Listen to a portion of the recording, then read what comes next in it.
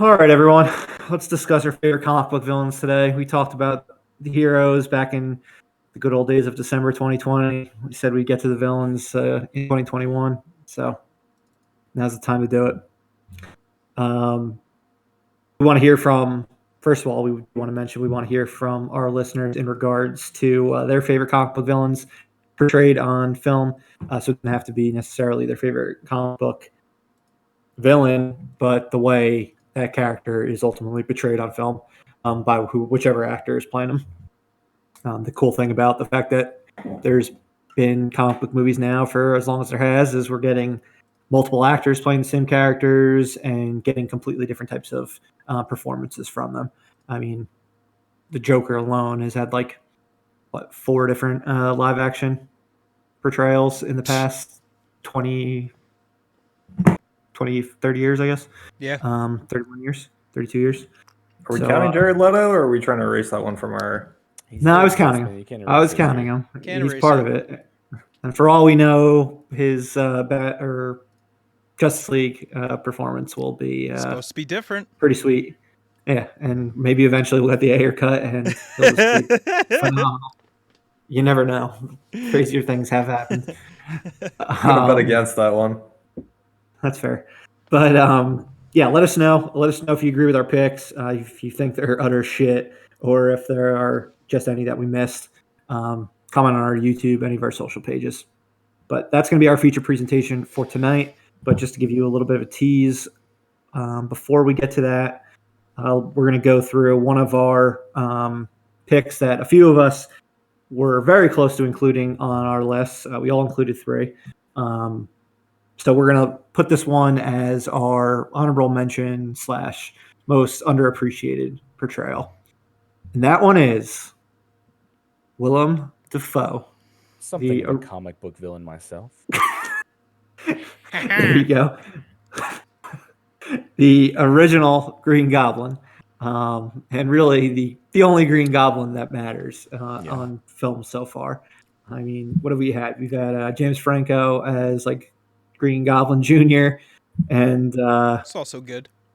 And then we had Dane DeFoe also as like a junior one. Oh, I forgot about. What was that? Amazing Spider-Man 2. Wait, what? Dane DeHaan. Oh yeah. He's that like mopey emo kid. That was really bad.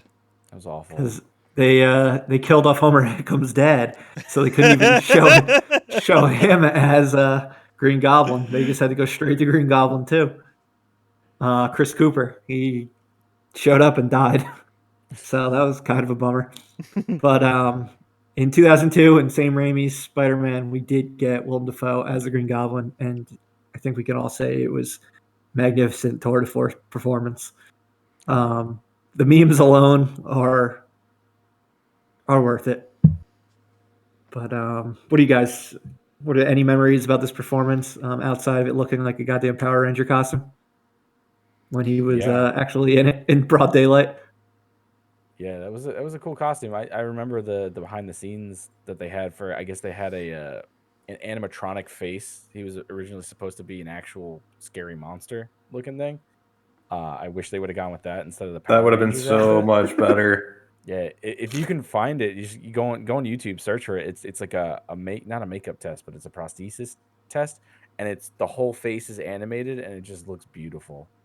It might have been like the mouth is open, right, on the mask. On the mask, yeah, and there's some mesh. Yeah, that just like I think the mouth closed would have been the better route to go. The man's got to breathe, though. It's apparently some government-built bio fighting suit. So, yeah, what was the purpose? That was the purpose, right? They were building it in order to go to like war or something. Yeah, it was like a biochemical warfare suit or something. That's the hallmark of our military is creating armor and uniforms that look like monsters. The one thing so that someone could go crazy and take it over. When he starts having split personalities. The one memory I have from that movie is when he finally goes into the capsule and like takes the gas of like the chemical or whatever, and then he kills that scientist, and like that close up his face when he jumps onto the counter. He's like, "Hey!"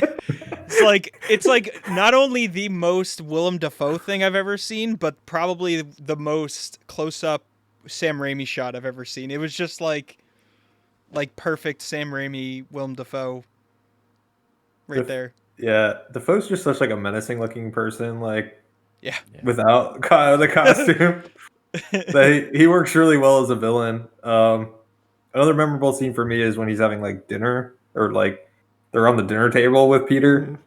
And he's like realizing that he knows he's Spider-Man, and it's just like the most awkward. At the apartment, right? Yeah, at the apartment. I guess it's the most awkward thing until the Vulture. Oh my god! Yeah. The car ride. The car ride. Yeah, in Homecoming. Yep. Squirming in my seat during that scene. Yeah. Yeah. Until then, though, those two scenes are very similar, and but yeah, it's a little bit more Defoe- awkward, I think, in the car. Defoe's car ride. super convincing as a villain, not so convincing as a regular father or scientist. Yeah, or just a or human anything being. else. I liked when Peter wakes up after I think it's like a bomb gets thrown and he goes unconscious or something, and he wakes up and you just see the Green Goblin just like casually leaning on like a fucking brick wall or something. It was just on the chilling. rooftop scene, right? Yeah, exactly. Hello. But Welcome to my lair. yeah, I mean, it was just a super like over the top hammy performance, but because it's Sam Raimi, it just worked. He knows how to do ham very well. Yeah, because I mean, imagine you threw that performance in like one of Nolan's like Batman movies, or I mean, you really pretty much got most it. With, most comic book movies nowadays. I think he'd fit right in with Bane. And Talia al Ghul's death. Oh, that That's was true. just bad. Yeah, just throw him in Dark Knight Rises when you're good. Yeah, He'd that's probably true. fit. That's kind of sad. I mean, and he's got the most menacing of all villains in his corner, which is obviously Bernard. Bernard. So he's Bernard. in his corner, and you got Bernard, who's the mastermind of all the Sam Raimi villains. Everyone's favorite butler. Yeah, the two of them together. Who's plotting fucking murders and shit. Yeah. I knew the whole time your friend was Spider-Man and your dad was evil. But we haven't heard of that he'll be in Spider-Man 3 yet. But we gotta believe, we gotta hope that he'll actually make an appearance. As every time he showed up after he died, in spoiler alert if you haven't seen this 2002 movie, every time he showed up in like the sequels, it was just always such a like great treat. When fucking James Franco starts losing his mind too, apparently, and he shows up in Spider-Man 2 and 3. Yeah. It's just nice. Yeah. But yeah, we'll get more into comic book villains later on in the program. And like we said, if there are any performances that you got to shout out to us, and we can definitely talk about it in a upcoming episode, by all means, please comment. Yeah, or harass us in the comments on Twitch. We go live when we record our episodes. Even better. We can talk about before the end of this fucking stream. Yeah.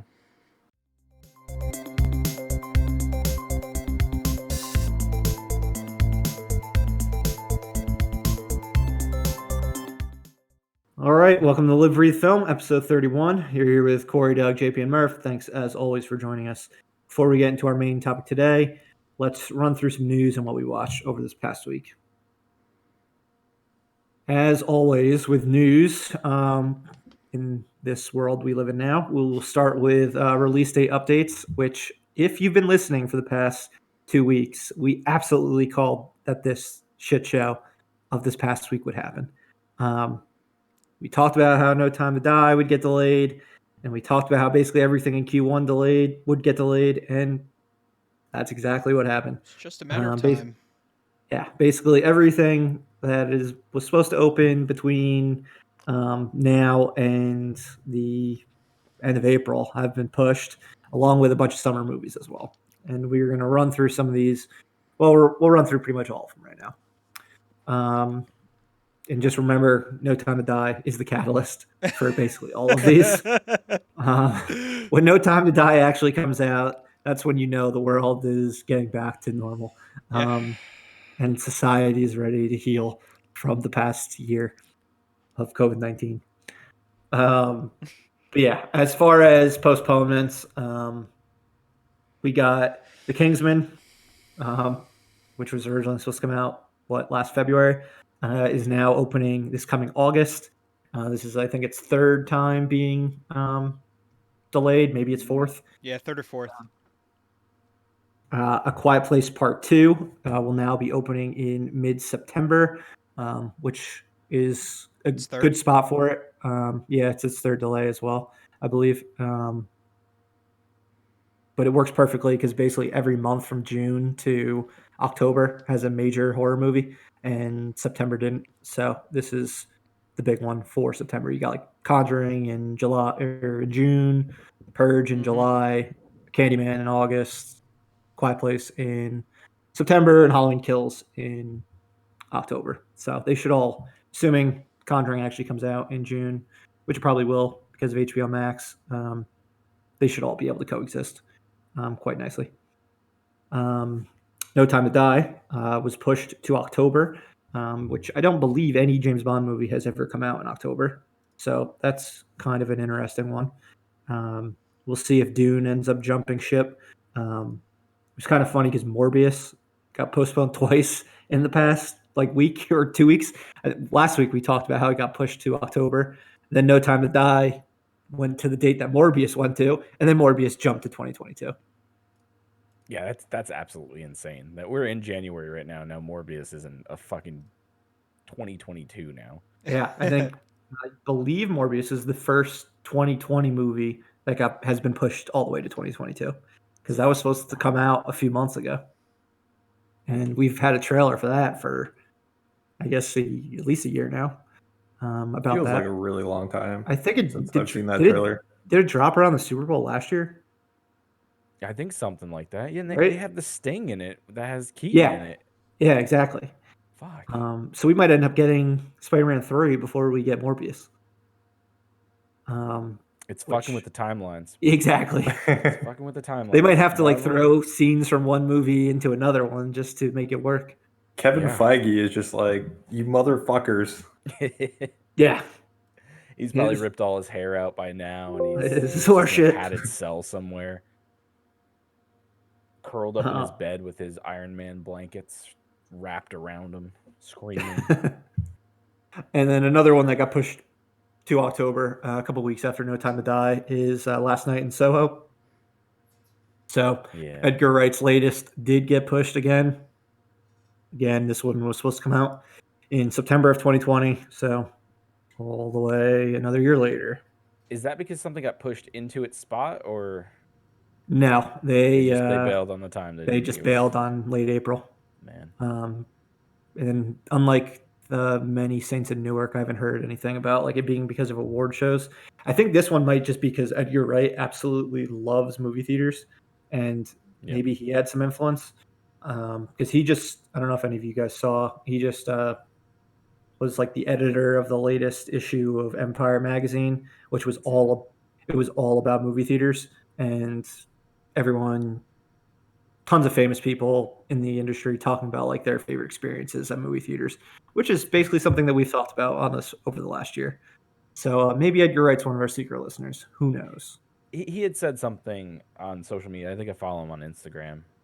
That's the only social media I do. And he said something along the lines of wanting everyone to be able to see it in the, I guess, in the way that he had intended on seeing it in the movie theater. And I thought you were going to say that he said, "I love a brief film," but that would be great. I mean, if he wants that to would say be great.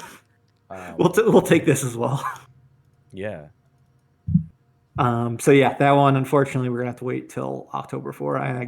From my understanding, it's a little horror themed, or a little. Spooky. Yeah, it does. Especially the logo seems a little vampire-y. So I'm not exactly sure what we're getting with that one, but as we said a week or two ago, we are super excited for this one.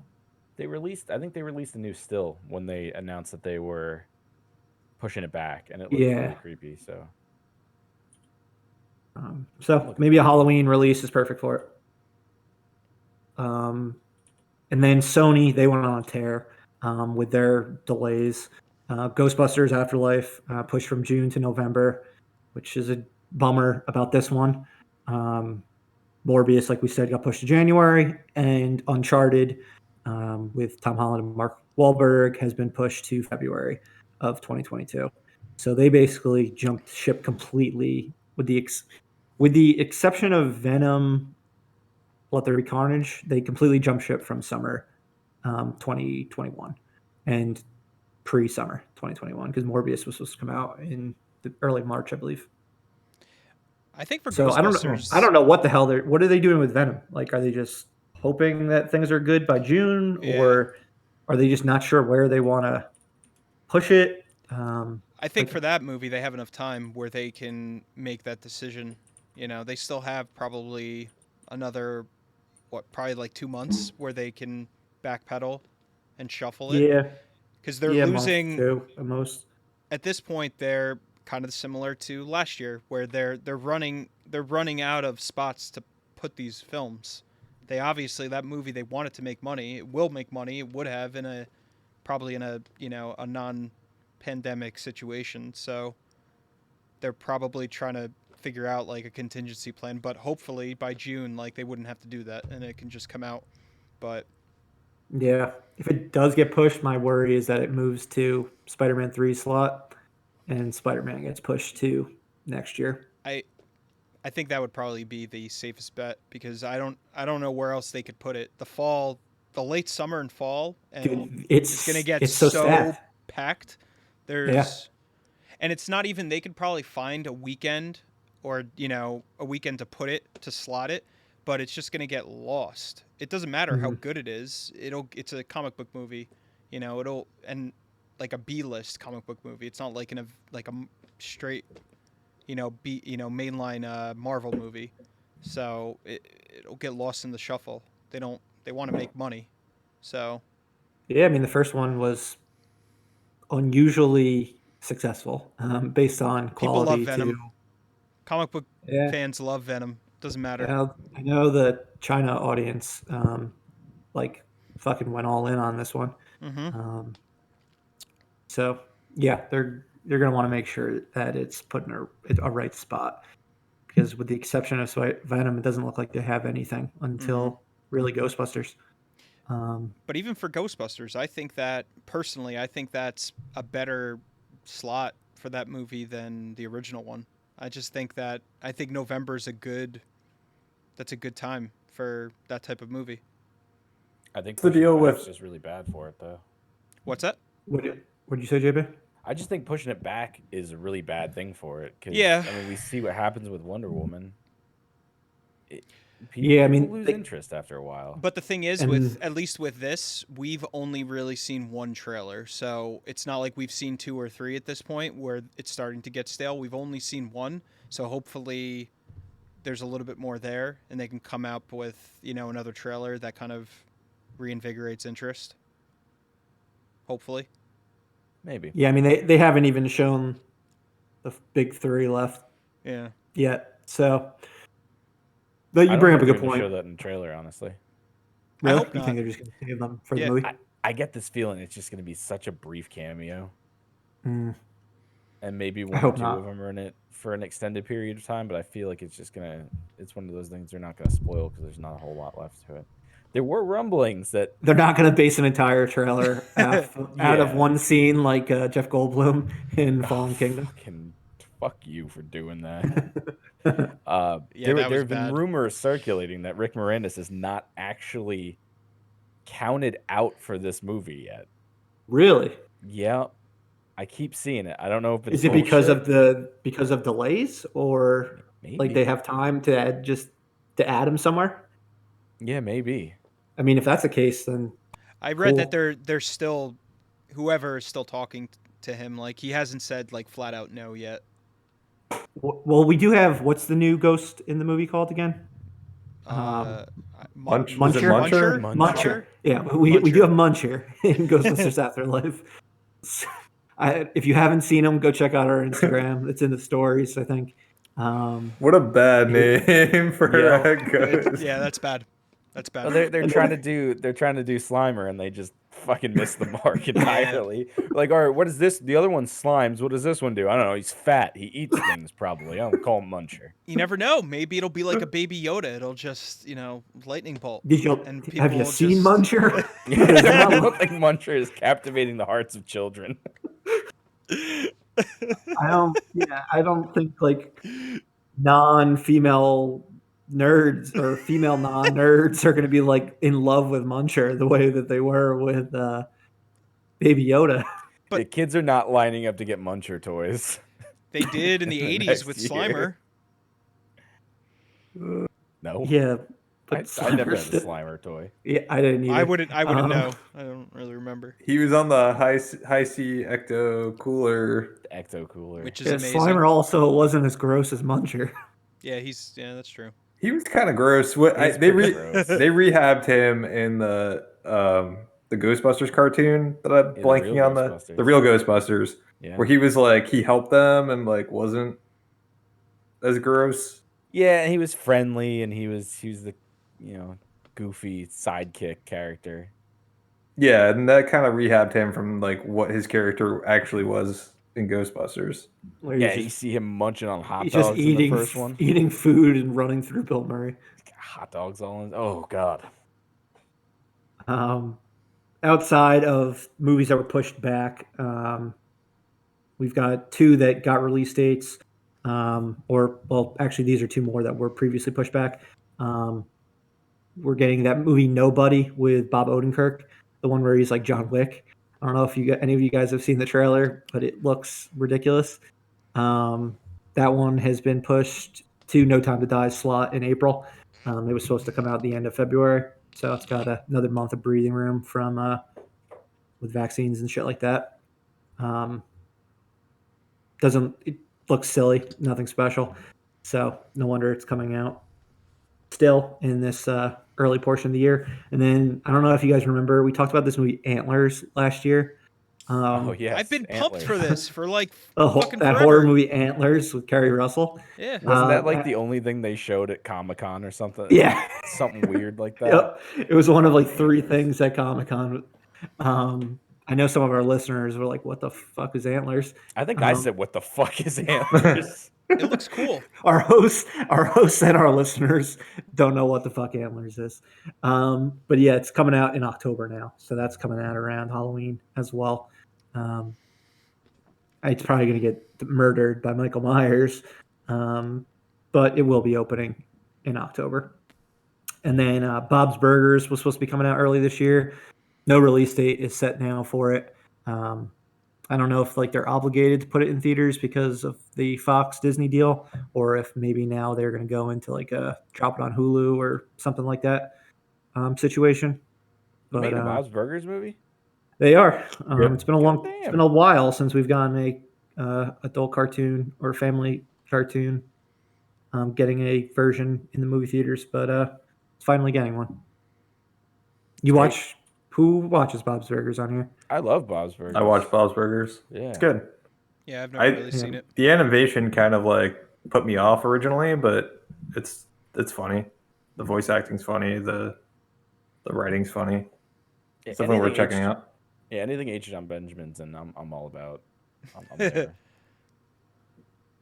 Yeah, my brother and my mom like love Bob's Burgers. I've only seen like maybe a couple episodes, but they swear by it. So my mom was very upset that it was postponed. And then 3 new movies that one of them we've mentioned, but 3 that didn't previously have dates are now dated. The Night House with Rebecca Hall. It's a thriller type movie, which will probably just get murdered by The Purge since it's opening in July. Basically, any original horror movie is opening around one that has an audience already. So I'm kind of concerned for those in feel like regards to that's- box office. The prime reason to move a movie is Yeah, right. Don't do the deep Is to impact get away from Armageddon the thing. yeah, exactly. Get away from the direct competition. And then we've got do any of you guys remember Tammy Faye Baker? And she was married to a televangelist. There was a bunch of controversy. It's kind of like what the Righteous Gemstones. She was on that VH1 show. Which one? Oh, She was on what? Like a Surreal Life? One of those types of shows? yeah, she was on the Surreal Life. Okay. I'm pretty sure. Her Yeah, story is getting a movie with Jessica Chastain, and that's opening in September. But yeah, I'm just anytime basically make the televangelists, those crazy people who are all ultimately seem to turn out to be crooks. Anytime they blow up their spot in a movie or TV show is amusing. I'm just waiting for Danny McBride and the gang to be back with Righteous Gemstones season 2. So Yeah, it feels like it's forever ago. I know so many Forgot shows about feel that like show. they were such a long time ago. But this will maybe hold us over in the meantime. And then Nightmare Alley, which JP you had on your most anticipated movies of 2021, Yeah. will be opening December 3rd. So that Didn't will get be the pushed big. back, just got a date. Yeah, exactly. That'll be the big horror movie of December. No franchises opening there. No other horror movies, as far as I'm aware of. And it's got the pedigree of Mr. Del Toro. So for all we Yeah. know, it could be like an Oscar movie. Started reading that book. I'm not too far into it, but I'm excited to see where that goes. Yeah, and it's got a very solid cast. So definitely pumped for that one. And then lastly, we talked last year about Phil Miller and Chris Lord's new animated movie that they're working on with Danny McBride. We just talked about. It was called Connected. Sony was pushed it back. It was supposed to come out in October. They've since, or sorry, yes, Sony. It has since been sold to Netflix. So it'll be on Netflix sometime this year, and it's got a new title. It is now called The Mitchells versus the Machines. So much more clear title that it's about technology and humans fighting versus Connected, which was very generic. Super broad. Yeah. Yeah, it was like when Forgetting Sarah Marshall was going to be called Dumped. Oh. Oh, I forgot about that. Yeah. Yeah, that was the smart decision on Universal's part when they changed that to Forgetting Sarah Marshall, which was its working title. But yeah, this one looks like a fun one. The trailer's out already, so anyone can check that one out. But I would imagine it'll be on Netflix by like the summer. But yeah, that's it so far as the avalanche that came due to No Time to Die. There's still some question marks. Is Top Gun actually going to come out in the summer? Is that going to get pushed? What's happening with Venom? But for the most part, I think things will stay fairly much the same starting in May. Um, Disney will probably at this point throw Black Widow on Disney Plus and theaters simultaneously, a la Mulan, or yeah, like Mulan and their new animated movie coming out in March. Maybe we'll see Universal do something with F9 and Peacock. They haven't Oh, yet done it. please, no. Yeah, they haven't yet done No. anything like that, but they do have a streaming platform. It's going to get a lot of new subscribers in March due to their new WWE deal. Basically, anyone who has WWE Network, they're getting rid of it, and it's exclusive to Peacock. So all those subscribers are going to pay the exact same amount of money to go to Peacock. So I think that number is going to go up drastically. And then anything that Warner Brothers is doing should still come out because of HBO Max. But in time, we will see. For now, let's get into trailer talk and talk about an exciting film that's coming out in March, Godzilla vs. Kong. Yeah. Slobber We've talked knocker. about the last 2 weeks, but now we've actually seen footage of it. What do you guys think? It's a great trailer. Coming from someone who has not seen Kong Skull Island or the prior Godzilla movies, by the end of the trailer, I was like, I was pumped. It looked like a fun action movie. I liked how they were very creative with. It seems like very creative with the fights between Godzilla and King Kong. Like it wasn't your typical just two you know oversized monsters just battling it out, falling into buildings. It seems like there's going to be some like really cool like set pieces in the movie, and the special effects look awesome. That was another thing that I was They surprised do look about good. because I didn't think Kong was different, but I didn't think the special effects looked very good for the first two Godzilla movies. They were So good. yeah, okay, Yeah, no, they all had solid effects. The problem with the Godzilla movies is they just weren't fun. Um, they were very like all the characters were mopey. JP, you're nodding, so you Yeah. clearly agree. The only thing I liked about the Godzilla movies was that when they clearly made Godzilla a hero, I kind of felt like Godzilla saving the city. I was like, this is cool. yeah. Yeah, at the end of the first one. Yeah. I don't think I saw the second one. Yeah, I only recently watched the second, and he's the hero throughout the entire second movie. Did he fight? It's like the Hydra or something like that, like whatever the Yeah, thing he is with multiple fights. heads. Yeah, The he fights things with Gurgan multiple or heads.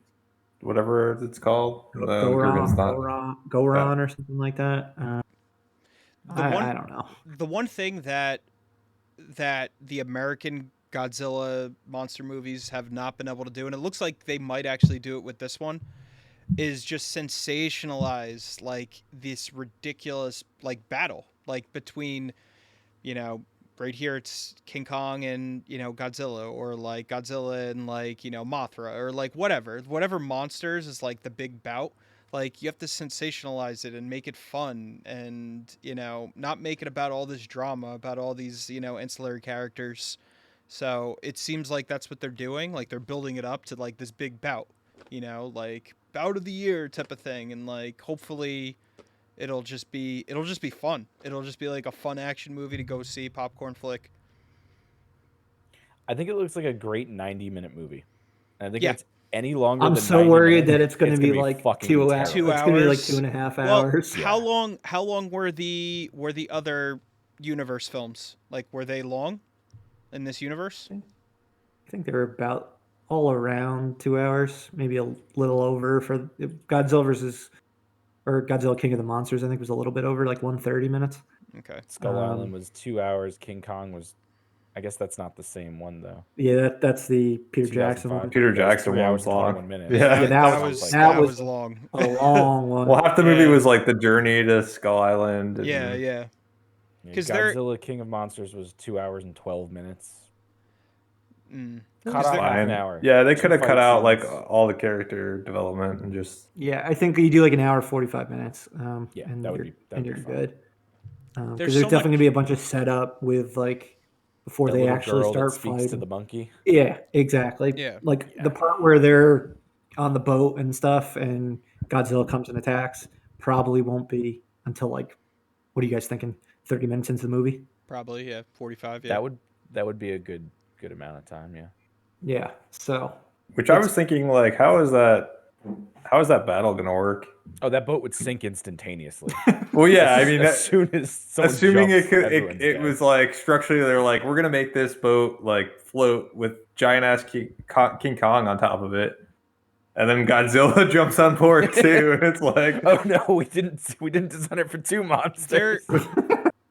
They need to, and they showed like you're gonna see Kong like probably take like parts of buildings and use them as shields, and like just like ridiculous yeah, that was stuff like that. That looked cool. Yeah, that looked cool. Like the last shot at the end where fucking Godzilla's using like his like His fire beam beam thing or whatever it is, and like Kong's like blocking it with this like staff or whatever the fuck he got. Yeah, it was like that a- looked- the top of the Empire State Building. yeah, that's what it looked like. It looked like which is cool.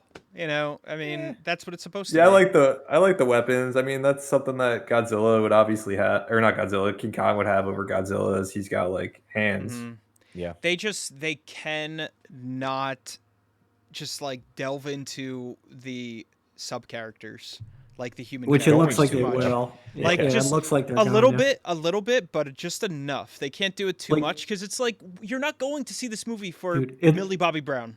It looks like you're getting Millie Bobby Brown on like a Scooby Doo adventure, trying to figure out why Godzilla is bad because she Yeah. because she likes Godzilla. People don't After the go to last movie. they don't go to the movies to see that. They go to the movies to see Godzilla fight King Kong or Godzilla fight whatever. Like, Japan has been doing it for like 60 years the same way.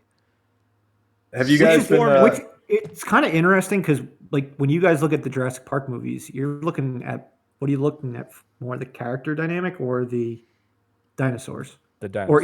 or equal. Dinosaurs. Dinosaurs. You do have dinosaurs in this. It depends dinosaur on which movie, right? ones we're talking about here. I mean, the last one that I saw, I like turned off to the characters because I hated them so much. Oh, the And I last was two just like, movies were dinosaurs. absolute fucking garbage. Yeah. Like the original trilogy, like the human characters are memorable. They were memorable, yeah. In the first movie, the human characters are memorable. In the second movie, it's all about dinosaur deaths.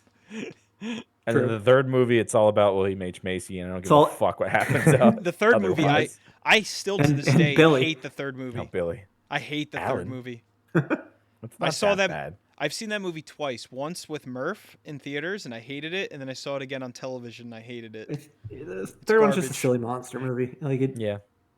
Yeah, that's exactly like true. I think it's only 90 minutes. Also, like Hell it just yeah. it That's just what you need. fucking runs. Like I remember they when waste we. no time. I It remember has when more we s- substance than Lost World. I love Yeah, Lost bro. World. No, sorry, not Lost World. Whatever the fucking garbage movie with Chris Pratt is. Oh, Which- Well, Yeah, which was Jurassic legitimately just like World. that movie. dinosaur encounter. I hate that movie. Small setup for the next dinosaur encounter. Small setup for the next dinosaur sucks. encounter. It was fucking terrible. yeah, still like I haven't don't. s- I don't still like haven't seen that. Fallen Kingdom. I don't think it's Yeah, worth seeing. well, Yeah. yeah, see it before 3 just for shits and giggles. But So, I yeah, just I think we're gonna get some humans that are pro Kong, some that are pro Godzilla, even though Godzilla's clearly like being manipulated or something, and they're gonna need to find out why. have you guys heard the rumor? And then they're gonna for team what- up at the end. It's gonna be like Oh, hell yeah. it's gonna be like Batman versus Superman. Oh yeah, they're definitely gonna team up. We're not getting a clear winner like Freddy versus Jason. Martha? We can go look back at all the versus movies and just sort of pinpoint what they are and aren't going to do based on those movies. Yeah. Do you think we're gonna get like Mecha Godzilla at the end? It's some weird scientist that controlled him, and then all of a sudden he's gonna be like Mecha Godzilla, and then they're gonna team up and beat up Mecha Godzilla, and then it's I done. mean, they I should could have it. because Mechagodzilla is ridiculous, and why not? I mean, you're already in it. Just bring back. I know people that are such fans of Godzilla. They get so excited for these types of movies. So hopefully, they just keep bringing like the old characters, like these old monsters, iconic monsters into play, and they keep doing it. If the movie makes money, which Yeah, it's I not mean, going to. This is going to be the last one. Yeah, I don't Yeah. think it's going Based to. on how King of the unfortunately. Monsters did and how this inevitably can't be successful because Yeah. it's opening April and simultaneously on HBO Max. And Japan doesn't Which in a, care like, because they have in their a own normal better world, Godzilla movies. in a normal world, this movie probably would have made money. I mean, Because of the trailer- novelty of Godzilla and Kong fighting. It I would have don't- Yeah, been and they had a good trailer. Like the trailer was Yeah. good. It did what it had to do to get people hyped. Like, and this is a movie that you'd want to go into theaters like and see. Like, I kind of want to see this in theaters, even though it's coming out on HBO Max, because seeing them fight on like the big screen is going to be way better than watching it in my living room. Is it an At least IMAX for movie? me. believe so. Yeah. Wow. I mean, that would I'd be. hope so. I would hope so too. That would probably be great in IMAX.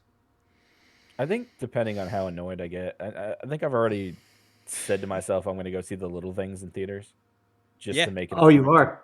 I think so, Go for just it. to make it a point to see it. You'll be and the only one in theater. Get your Yeah. Yeah. popcorn. I'm okay with that. It'll be fine. So I'm thinking that if that goes all right, I'd probably see some of these movies that come out in HBO Max in the theater because why not? Yeah, I mean, we had talked about some of them that we'd still want to go see it in HBO Max, regardless. And yeah, like Corey said, you're gonna have your own private theater, so like, why not? Play your cards little- right with the time. Little like- Things opens on Friday. Like movies last weekend made no money at all, so you're almost guaranteed to have your own theater. Go see it on like a Saturday matinee. There There you go. will Like definitely solidify be the no. fact that there's gonna be none there. There might be less workers there than. Yeah, but Yeah. we'll definitely talk about the little things next week. I'm excited. Glad you brought that up. Yeah, and we'll talk about Godzilla versus Kong more come March 26th when it debuts. Moving on to our next section, we've got what we watched over this past week. We'll get into our individual picks, and then after that, we've got Promising Young Woman. Corey and Doug watched that over the weekend, and WandaVision episode 3, which we all watched. Corey, you want to start with Dead Silence? Yeah, so I noticed. I know I texted Murph about it. So Dead Silence is James Wan, one of his like first movies that he did back in 2007. Uh, he co-wrote it with Lee Wanell, Saw, a bunch of other horror movies. Movie's been like completely gone from any streaming platform. It hasn't been on anything. Like I guess like only if you were able to buy it on DVD. So it popped up on a lot of the streaming platforms in 4K this past week. So I rented it, checked it out because I've never seen it, and it has a cult following. What a weird ass movie. Really fun, but weird. So it's about a ventriloquist. The woman gets killed. She's like a witch, and she gets killed, and all of her dummies are basically cursed and doing her bidding for her throughout the film. And the main character's wife gets killed in the beginning. It's very much like your just like ridiculous traditional like horror movie, but it's a lot of fun, and it has just like a lot of great set design, like fantastic, and the dummies looked awesome. They reminded me a lot of um, Night of the Living Dummy. I'm trying to remember his name. Slappy. Where Slappy, I think that's his name. So Slappy, Sammy, Swanson, Samsonite. so you could tell that James Wan and Lee Wanell this script was like fleshed out. Like they had a really cool like narrative and just like ghost story, written for this character, for this woman who is like the ventriloquist. And she never had kids, but she made these 101 dummies that she controlled each one of them, and she got killed, and all of them they do her bidding. So, and basically they kill people in like the most gruesome way, basically like making them look like their jaw look like a dummy. So it's super ridiculous, but it was like a really fun movie. I enjoyed it, and there's of course like there's some good twists. Like both of these, Lee Wanell and James Wan, they always like their twists in their films. So it has some pretty cool twists throughout it. It reminded me a lot of Trick or Treat, Trick or Treat. I don't know if you guys have ever seen that, but Yeah, I saw that one. it just I haven't seen it. it felt like it was a very like B movie type of. It was shot in a very B movie type of way, but they used a lot of practical effects to kind of get across like what they were trying to do, and it worked really well. I had a lot of fun with it. It was campy. It was fun. Definitely, I wish I would have seen it a while ago, but it's really short. It's probably like I don't even know if it's 90 minutes. Might be like 85 I remember minutes. the lady being very scary looking And she in the actually, trailers. yeah, and she definitely is. Like there's some really really good like tense moments. I didn't find there really weren't any jump scares in the movie, which was good because I think that's cheap. But just the atmosphere and the set design like was done really well. Like the costumes, like all of that. It was very creepy, very creepy. So yeah, I mean, if you guys are interested in watching, anyone's interested in watching like kind of like a old creepy, somewhat horror movie about ventriloquists and dummies, check it out. I think it's like a week old. It came out on streaming platforms last week, and in 4K, Doug. Hmm. You just sold them. Yeah. I don't know if is that one that you actually can like appreciate it being in 4K or I mean, I've never seen it, so I mean, it looked fine. I mean, yeah. yeah. I mean, I feel like at this point, like if you rent anything, it's like one of those movies that will automatically, if you have a 4K TV, it's gonna display in 4K. Oh, one other thing, Donnie Wahlberg is in this movie. Done it. He plays the exact same role that he plays in Saw 2. He plays a cop. I looked at the cast when you told me you were watching it, and I saw he was in it. And his performance was like they probably told him to do this, and then they were like, all right, you need to be a little bit more hammy, and then he like went even more hammy with it. But it was he just beating the shit out of criminals like he was in Saw 2? Yeah, I mean, it was, well, the movie he's chasing after like a certain character basically the whole movie, so it's a more simplified role because he's in a supporting role. But it was a very similar character to his character in Saw 2, just like more ridiculous. So it was fun to see him because I like him. He's a good actor. He does one thing well. Yeah. And that is being a cop in a movie. Yep. Or TV show, Blue Bloods. All right. No one else in the movie I've ever seen anywhere. So he's the only one. Well, now you can go through the rest of James Wan's filmography. I think he did Death Sentence with Kevin Bacon. Yep. I got to see that. Bacon. Otherwise, it was just like Furious 7 and Aquaman and I think that might be the only one that I'm missing at this point is that one, Death Sentence, that I haven't seen. Oh, there you go. All right, Doug, do you want to take us into your thoughts on Cobra Kai Season 2 as you venture through this TV show now? Yeah, I'm flying through Cobra Kai now. I've hit a stride and been moving pretty quickly. It's good. I like season 2 probably just as much, if not more, than season 1. Maybe a little bit more because I know the characters better. There were a couple set piece episodes where they go somewhere and it's for almost the entire episode and it's entertaining. What I'm talking about is the Mexican restaurant episode. That was good. Where they Danny and his wife and then Johnny and his date go to a Mexican restaurant and they happen to have tables next to each other, and they wind up pushing their tables together and just having a conversation, even though like Danny and Johnny are kind of at war. Great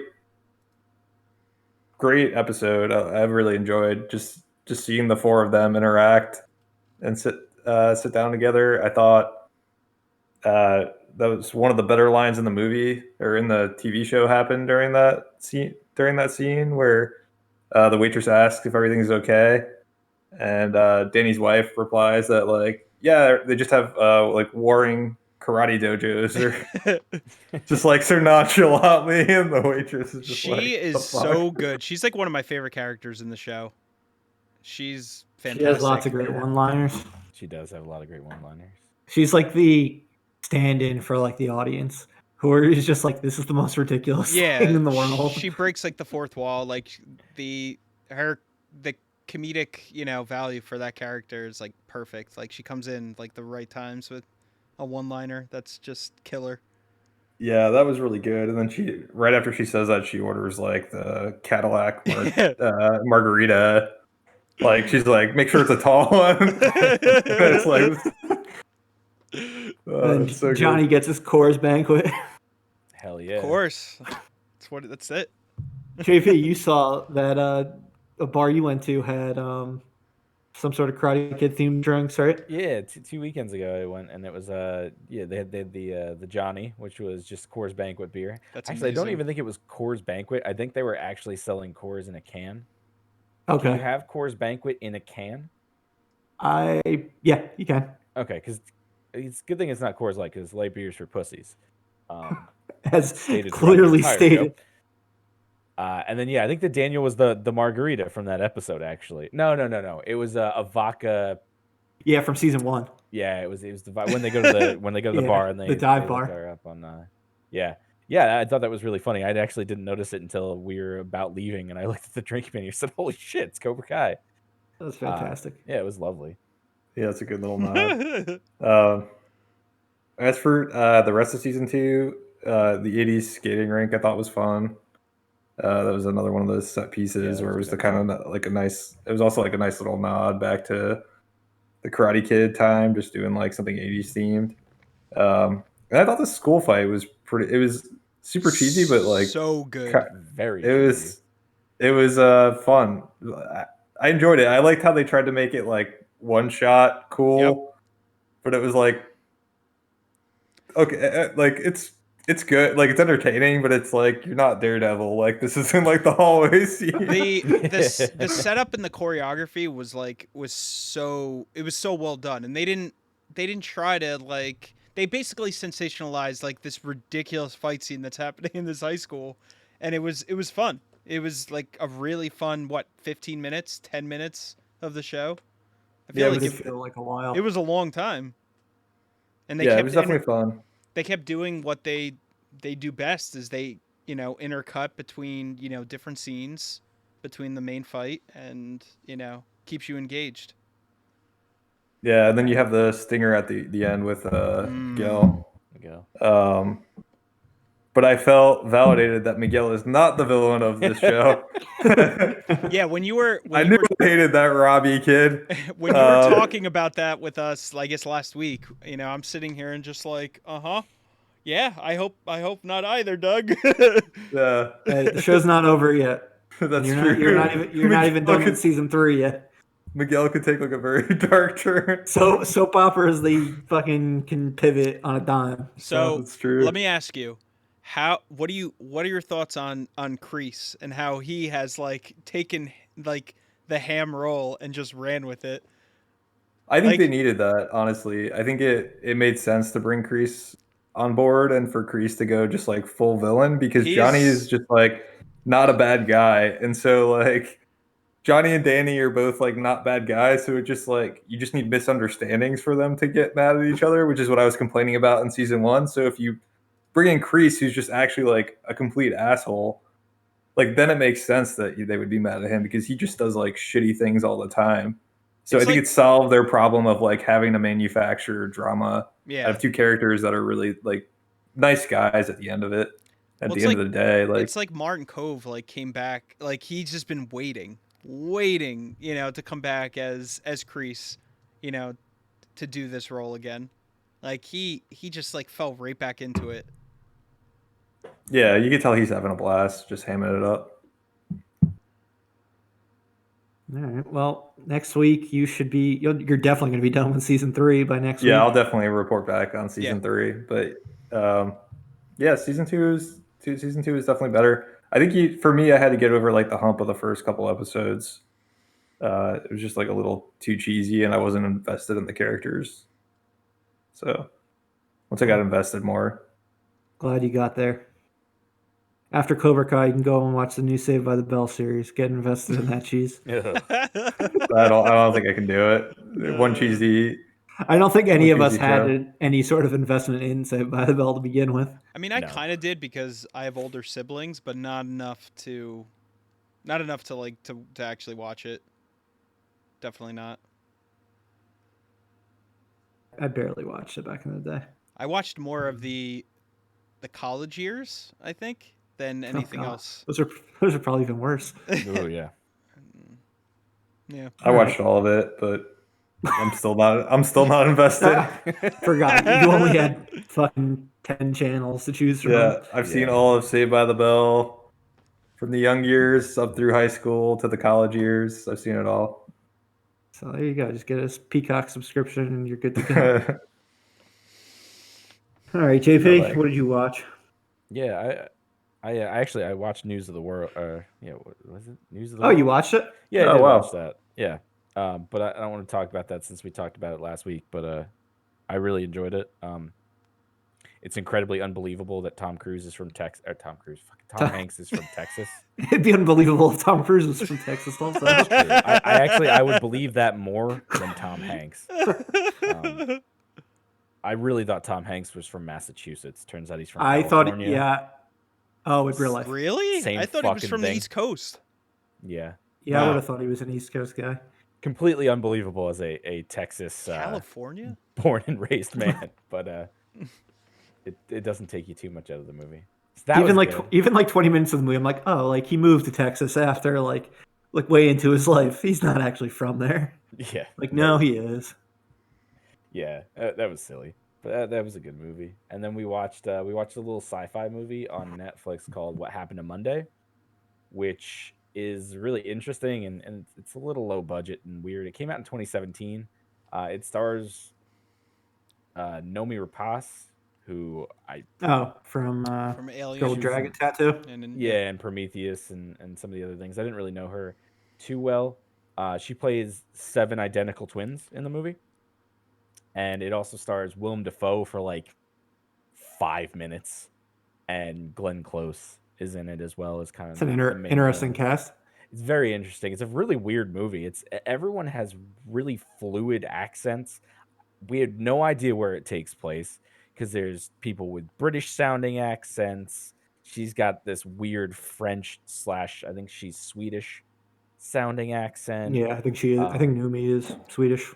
Yeah, I think she is. And then Glenn Close had a oddly British. It was very weird, but I think it was supposed to take place in this futuristic world where everyone sort of is living without borders or something like that. The general premise of the movie is that the world is overpopulated and they institute a child ban, kind of like a Chinese type thing, where they can only have one sibling. But the problem is that multiples are an issue, as it has something to do with genetically modified crops. So people are having twins and triplets and quadruplets. So they basically say, you know what? You can only have one kid from this act, but we're going to take your other kids and we're going to freeze them. And it's going to be totally fine. But you can have one kid. Well, Willem Dafoe has 7. And he's a pretty prominent man. And he goes, well, you know what? Fuck that. I'm going to keep them all. He's such a virile man. He is. Pure sex. So he raises all these kids alone in this almost like panic room type thing, and he gives them each a name. They're all a day of the week, so they're Monday, Tuesday, Wednesday, Thursday. 7 days of the week, 7 children, and they're only allowed to go up on their day, and they're all playing the role of one woman, which is a neat thing. So they all have their personalities underground, but when they go up, they play this woman. And she's got a job that they figured out what would be best for all of them to do. And you have like the sporty one, the nerdy one, the rebellious one, it was all, and then they get found out and it turns into like an action movie where she's running around kicking people's asses and all sorts of crazy stuff happens. It was all right. I don't think I'd ever want to watch it again. It's definitely like a very mid to low budget sci-fi film. So did Netflix make it? I don't think so. I was trying to figure this movie out. It released in France in 2017. Okay. Wow. It's a $20 million budget movie. It's a very strange one. I don't know how we really found it. It's from the director of Hansel and Gretel Witch Hunters and those Dead Snow movies. Is that different than that movie that came out last year called just Hansel and Gretel? Yes. Okay. Yeah, this was the 2013 one that starred, I think it was Mark Wahlberg. No, sorry. It's Jeremy. What's his name? Jeremy Renner. Jeremy Renner, yeah. This was like that big Jeremy Renner's an action star phase, and it looks like Netflix put it out in the U.S. They put it out in the U.S. Yeah, but it was previously out in Europe. Yeah, it's a weird one. All the cars are like minivans where the wheels don't move, so it gives it the idea that they're floating cars or something like that. It just has all the tropes of like a bad sci-fi movie. It was entertaining. I'm not going crazy about it or anything, but it's definitely watchable. Sounds neat. The concept's kind of cool. Yeah, it plays on that whole dystopian world thing, but it's not teenagers running around saving the day. It's a grown woman, so at least more that's realistic, somewhat believable. Yeah, but this like 100-pound woman is flipping over grown ass like 6'5" dudes, and it gets a little weird at some points. Yeah, I mean, she's already fought aliens and fucking the Yeah. Swedish version of girl with dragon tattoo bad guys, so she's used to fighting. Yeah, no, I mean she does a good job of being that action. Oh yeah, she was in Heroine. Sherlock Holmes too, the Yeah. Robert Downey Jr. one. Yeah, it's an enjoyable movie. I know the Dead Snow movies that he made were really popular. It's just a bunch of Nazis that are zombies in the Arctic or something weird like that. So That sounds that's pretty his cool. claim to fame. I think they're very low budget in a different language. But yeah, What Happened to Monday? It's a pretty okay sci-fi movie. If you like sci-fi movies, you'll probably like this. If not, probably not your cup of tea. All right, sweet. And kind of continuing what you and Corey went on, I watched a low budget, like genre type film, Crawl. It was the one that came out in 2019 with alligators, fucking attacking people in a house during a hurricane down in Florida. Oh my god! I watched this one. It I heard it's a blast. Yeah, I liked it. I enjoyed it quite a bit. It took about 15 minutes for me to actually get into it. Like, it started with like backstory about like the daughter having like to go find her dad like in their house down in Florida, and how they have like a complicated relationship. And I was like, I don't need any of this. But then from the moment the first alligator appears, then I was all in for the rest of the movie. Barry Pepper plays the dad, so it's kind of interesting seeing him now as like the dad of like a teenage girl, Haven't seen him or in like a while. college student. Yeah, he was what was he? Roger Maris in that '61 movie back Yeah, in the day, that's what I was thinking about. Yeah. and he was in Saving Private Ryan and stuff like that. And then the main actress in the movie, Kaya Scodelario. I don't know what I just said. Kaya Scodelario. She was in the most recent Pirates of the Caribbean. She was the female lead in that one. She was the lead of this film. But yeah, once they go into the crawl space of the house, because in Florida they don't actually have basements. I was just like, even like the crawl space, it's like this is too big for like. It's a very big crawl space. It's like bigger than like the entire square footage of like the house. It's insane. Nothing about that movie like even felt like Florida. I was like, where the hell? I was Yeah, probably but- filmed in Atlanta. But Probably. it's crazy because like they're right by the water, so they're worrying about the levees breaking from this like hurricane. There's really like they know where they can go. They're trying to get out of the crawl space that has 2 alligators in it. Then they're watching things outside where there's tons more alligators just murdering people. It's wild. Oh, is this crawl space made of like stacked bricks? Is that what I'm seeing in these pictures? Yeah, there's like Yes. brick. Yeah. But because you can't stand like full like a full person, they're like, oh, it's a crawl space. It doesn't count as a basement. It's made from someone that's never been in a crawl space in their entire life. Exactly. Like I have a little bit of a crawl space, I guess, below my stairs, where our friends like sleep and cause trouble. But that I don't think is a crawl space. No, I think that's just the thing in your house is just it's like a closet or storage area. Crawl space is like dirt on the ground and you get maybe 2 feet of clearance. Yeah, I think there is dirt in this on the bottom of the floor of this place. Yeah, Either it's way, like a it's very sewer that they're large. in almost. Yeah, that's what it kind of feels like. Yeah, it's wild. I would definitely say if you got 90 minutes to spare, you just want to watch a ridiculous movie, this would be a great one to choose from. Like I said, it's on Hulu. It's directed by Alexandra Aha. Again, not sure if I'm pronouncing their name right, but they did the Hills Have Eyes remake, Piranha, the remake of that, Piranha 3D or whatever it was called. So it's got some gore, but nothing like crazy. Is this Nothing. made from, like the Sci-Fi Channel. No, it was actually like Paramount made it. It was in Mhm. theaters. It made a decent amount of money, didn't it? I'm looking. Its budget was 13.5 million. It made 91.5 million. Yeah. That's a Like I remember when it came out.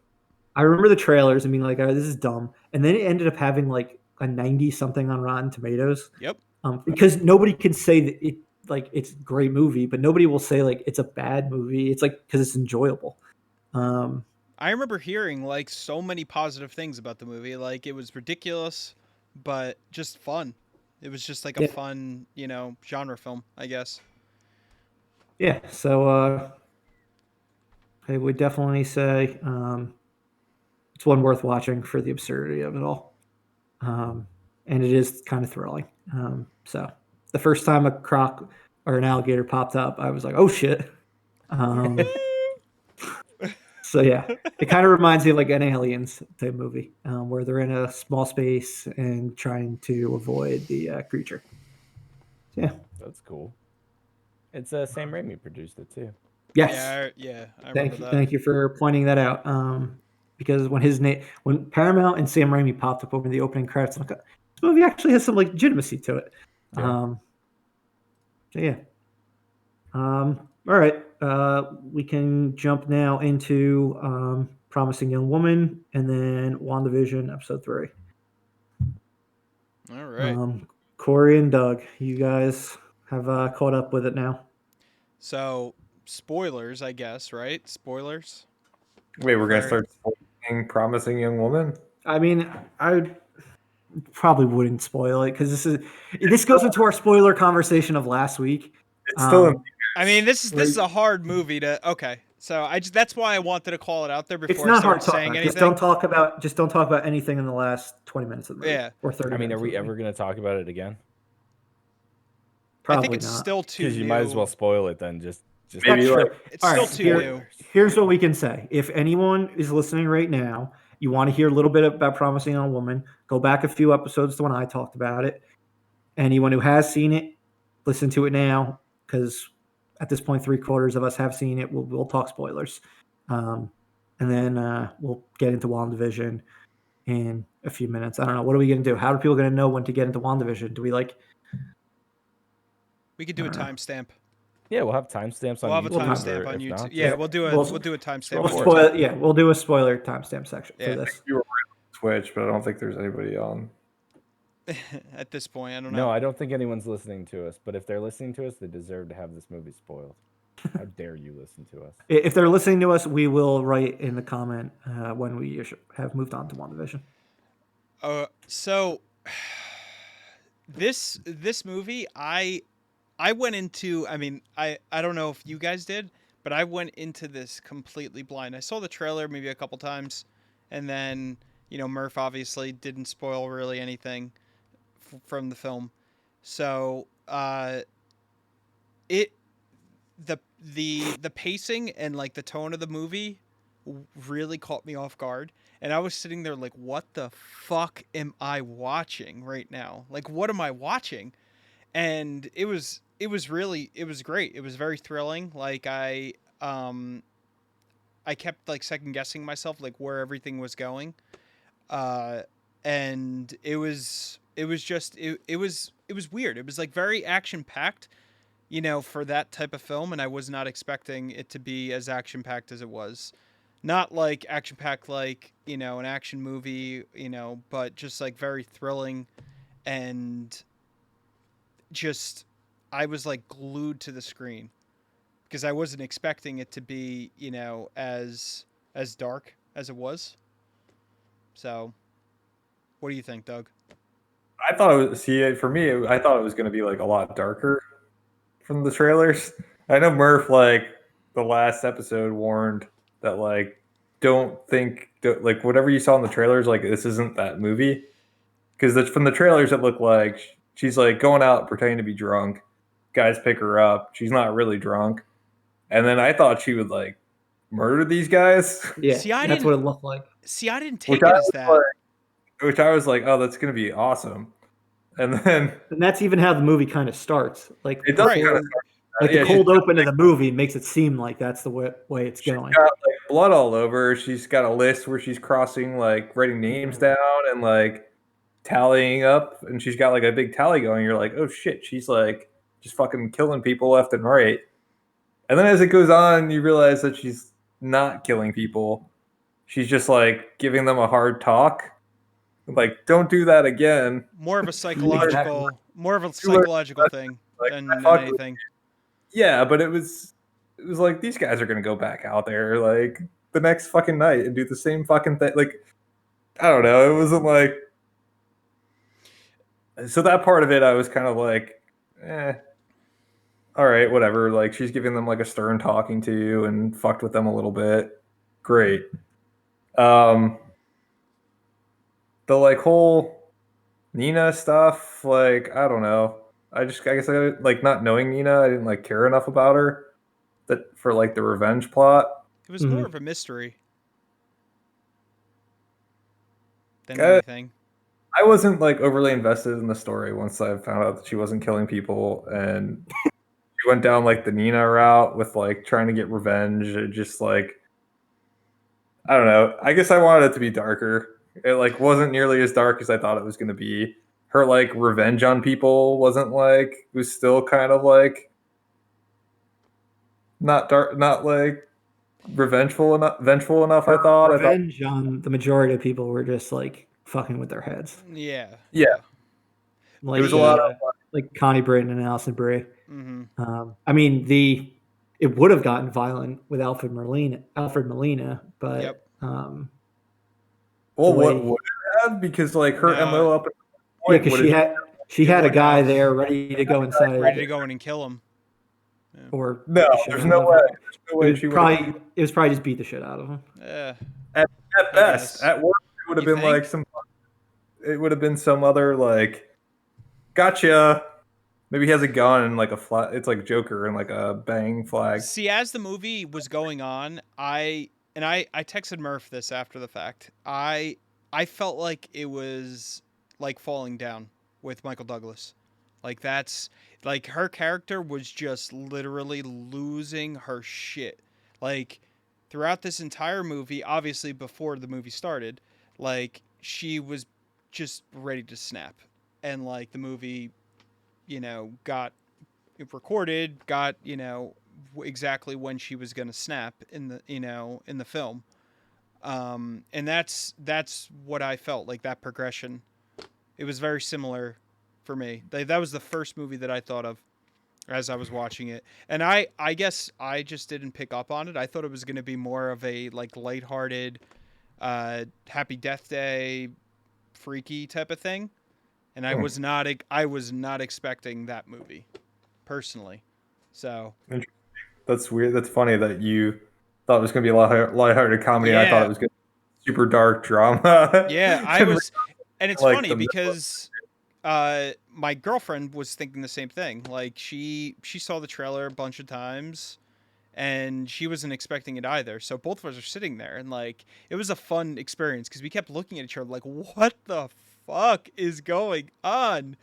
Like this is not what we were expecting. So we enjoyed it, but it was I guess more at this point I would have to watch it again. It was a lot more shock factor for me that first, Yeah. viewing. But I did. Um, It was good.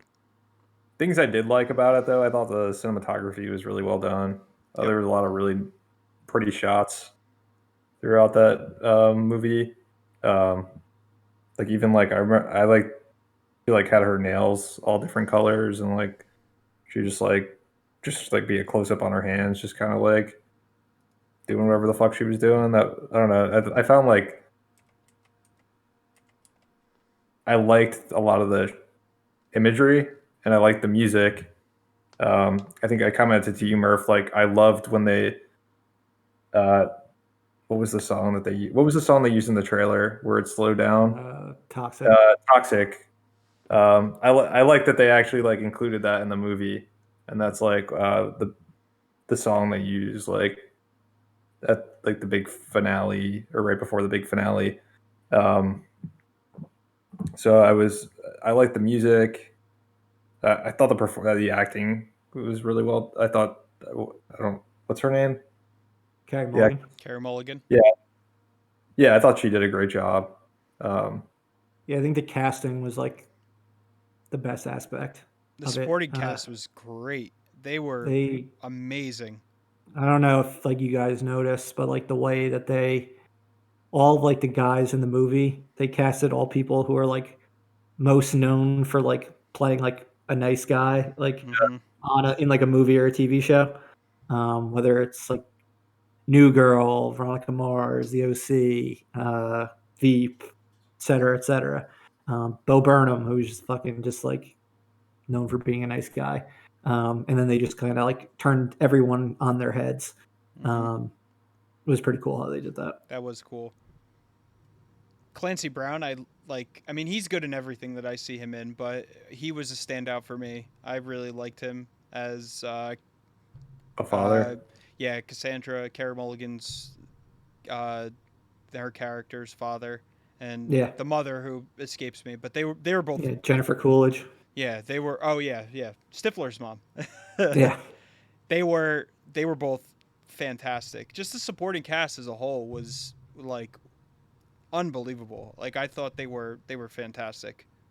Yeah. Molly Shannon. She was in it for like a scene. She was Yep. good. Like It was a very good every script. sporting person served a purpose. Yeah, definitely All a right, but really yeah. really good script. So did the third act surprise you? We're talking spoilers anyway, so Oh yeah, So 100%. You're talking about the fact that she dies at the end, right? yeah. so I Yeah. was Yeah, I not see that coming. I texted Murph after this. We were talking about it, and I said to him, I was like, throughout that whole third act, like after that happened, I was like, no, she's just like she's gonna still be alive. She figured it out. Like this She's was got all like an staged. she's got an oxygen tank This that was just all nobody knows about. this was all staged. Like I was like trying to figure it out in my head, like how she could have done it. And it's funny, Rick and like Morty with Hank. I don't think you guys have watched the show, but Sherlock with Benedict Cumberbatch, Martin Freeman. Yeah. So Oh, like that's it. there's Yeah, a I know setup the episode you're exactly talking about. with Sherlock. So like that immediately popped into my mind where I'm like, all right, she's gonna pull a Sherlock where she's gonna set up this whole death, this whole fake death, and she's gonna actually still be alive. And like, I just wanted her to be a superhero or like Sherlock Holmes. And so it was a cool twist. Like it got me thinking in a way Yeah. that Yeah. I was not expecting that at all. Amongst everything else that I wasn't expecting, but that like threw me for a loop. It was definitely a roller coaster ride. I wasn't expecting it either, but I kind of wish like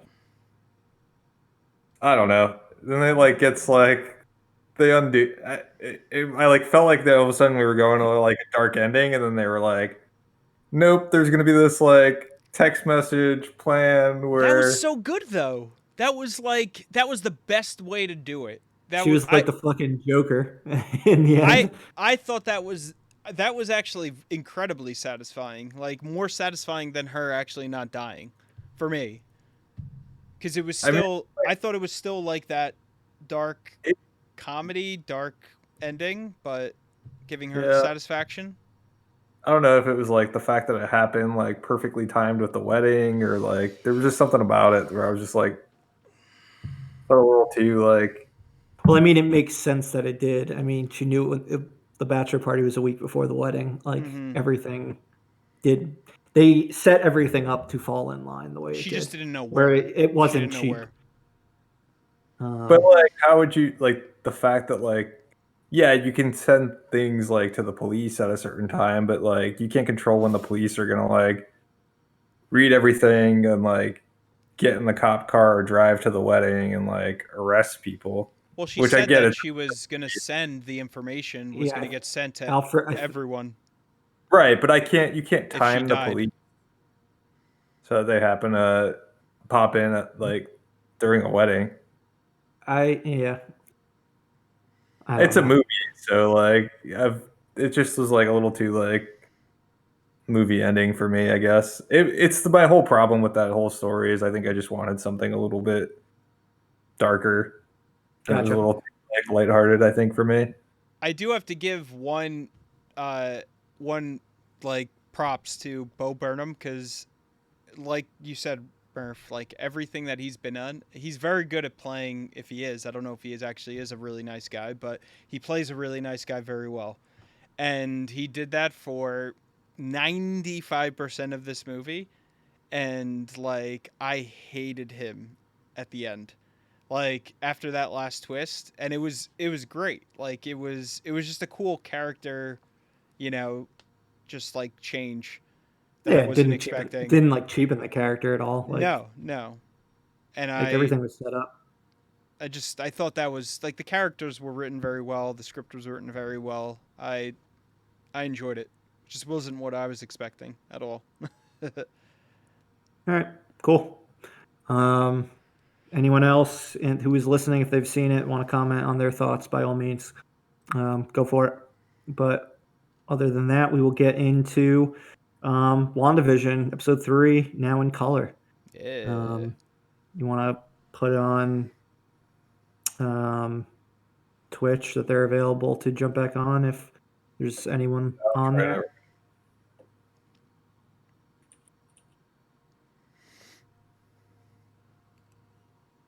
All right. I'll send something. Yeah, Cool. there you go. All right, so we'll be going in depth on episode 3. So spoilers also, but after this, you will have the timestamp for our feature presentation. What do you guys think? Brady Bunch episode.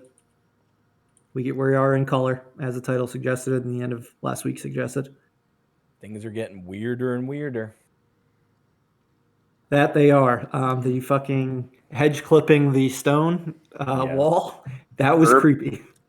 That was weird. Yeah, you can see like glitches that are just starting to happen more and more often in whatever, frame of mind that she's in. Wanda just rewinding things when she doesn't want to deal with stuff. Mm-hmm.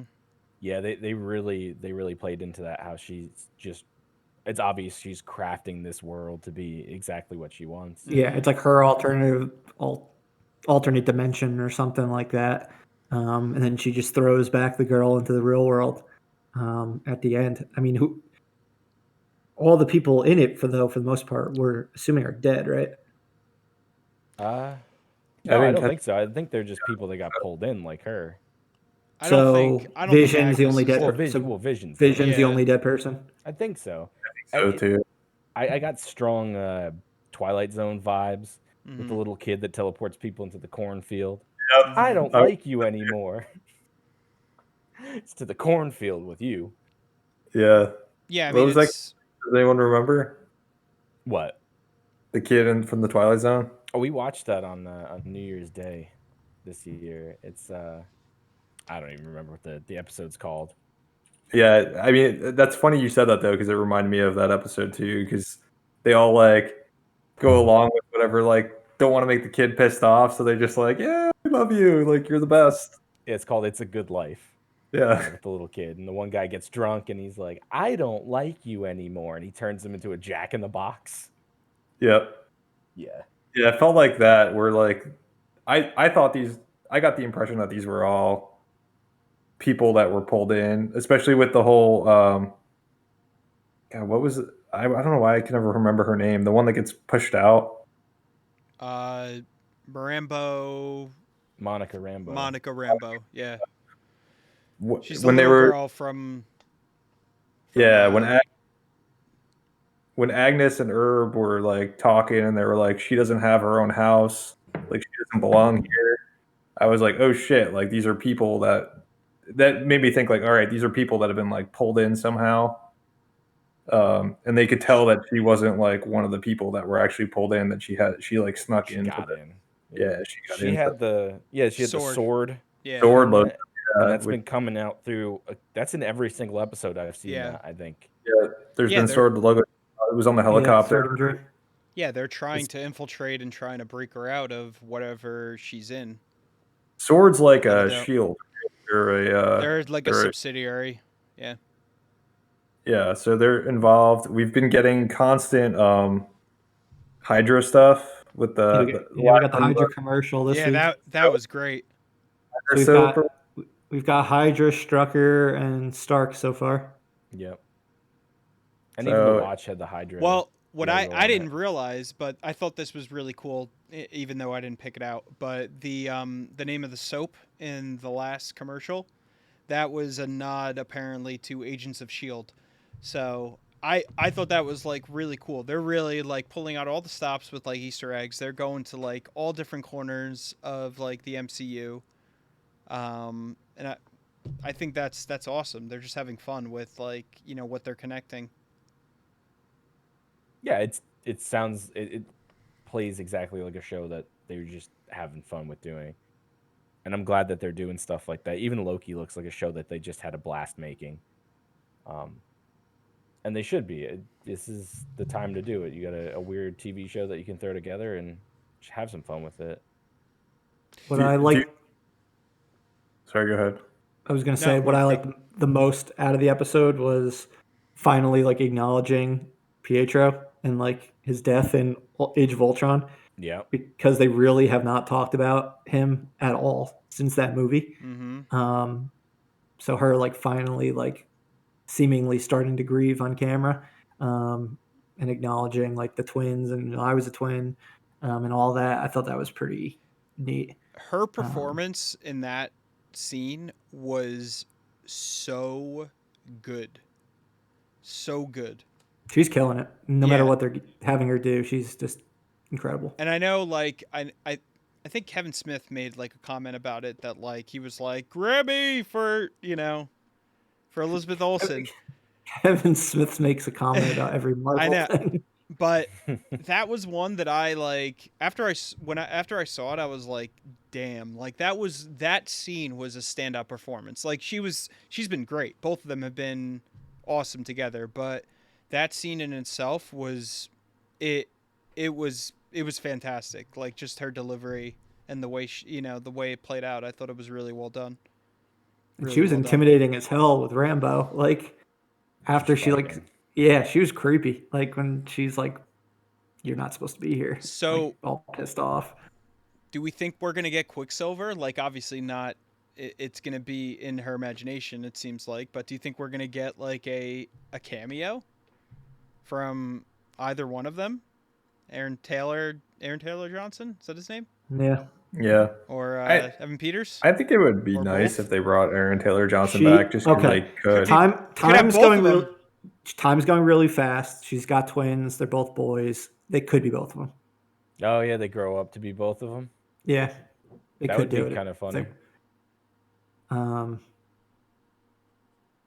think like probably won't happen, but do you think everything unravels in this next episode and then we get we'd be at 4, we get what is it, 3 more? there's 5 more episodes. 5 currently. more episodes. Okay, so No, probably have about there's still 6 more episodes. 6 more episodes. Okay, so we probably have about 2 or 3 more episodes until everything just completely unravels. Probably. And we have sort of the aftermath of everything going on. I've heard things get crazy on this next episode, but I don't know how someone saw Yeah, as far as I know, critics only saw the first 3 episodes. the 4th episode, but I read something where they were like, shit really hits the fan in the 4th episode. Was it So we got this covered? Yeah, or comicbook.com or anybody with a blog that can just throw something out there that someone's going to click on. Up until this point, Monday, what's today's date? 125. No one has seen anything, press included, past episode 3, right? I don't believe so. So unless they got episode 4 since Friday. Or it's somebody because people involved. Were throwing up their recaps of episode 3 on Friday and talking about how they got the first 3 episodes. Because it makes me wonder, like, at some points it's gonna break. There's gonna be. Well, I'm thinking most critics did not write their Mandalorian recaps until after the episode aired at 3 a.m. Like after the premiere episode. So it might be the same situation that beyond episode 3, critics are seeing at the same time we are. I mean, it's the best possible way to prevent spoilers from coming out. Yeah.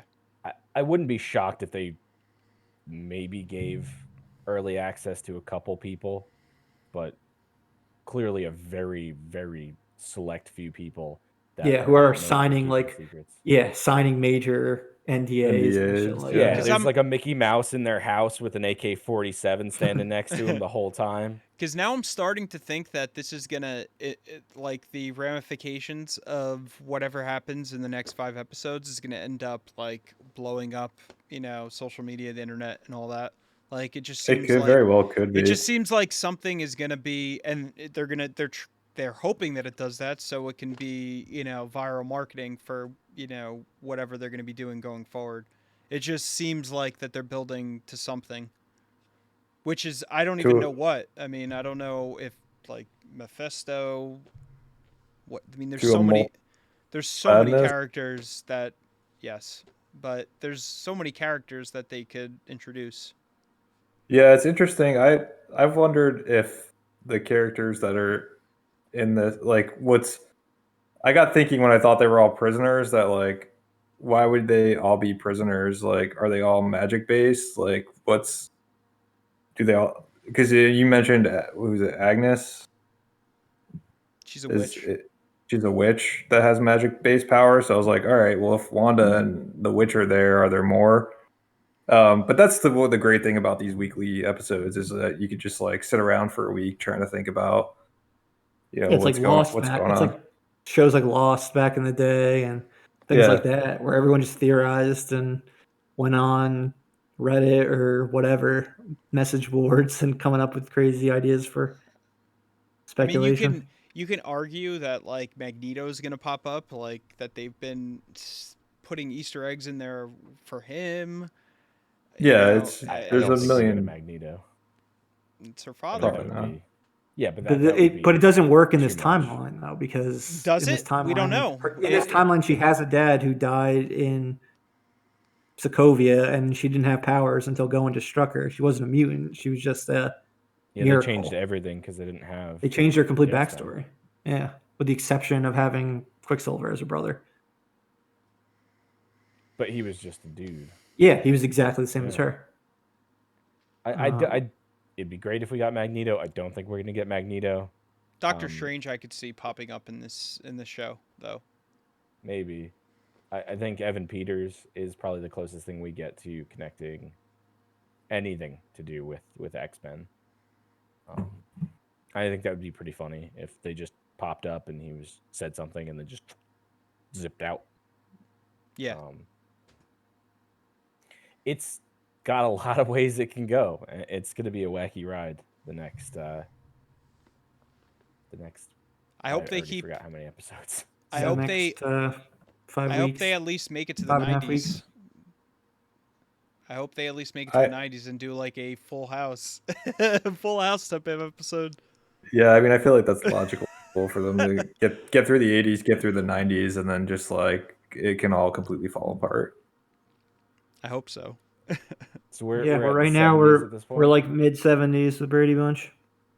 Yeah, so next week will be like an 80s sitcom, and then we'll get the 90s Full House type, and then fucking nukes will rain from the sky, and everyone will be on fire, and it'll get really dark and evil. Thanos will be back. Gonna be awesome. Yeah. Love to All see right. some. Yeah, no, we'd love to see Thanos back as well. But yeah, we'll talk about episode 4 next week. But for now, let's get into our feature presentation, which is our favorite comic book villain portrayals. As we said at the top of the show, you can go back to early December is when we talked about our favorite hero, comic book hero portrayals in film, film or TV. Maybe we can link to it in the YouTube video right now. I don't know if we can. It's a great idea. If we can do it, we'll give it a shot this week when posting this one. But for now, we're exclusively talking villains. Again, we talked about Willem Dafoe as Green Goblin and Spider-Man at the beginning of this show. If you missed that for whatever reason, but for now, we will get into each of our.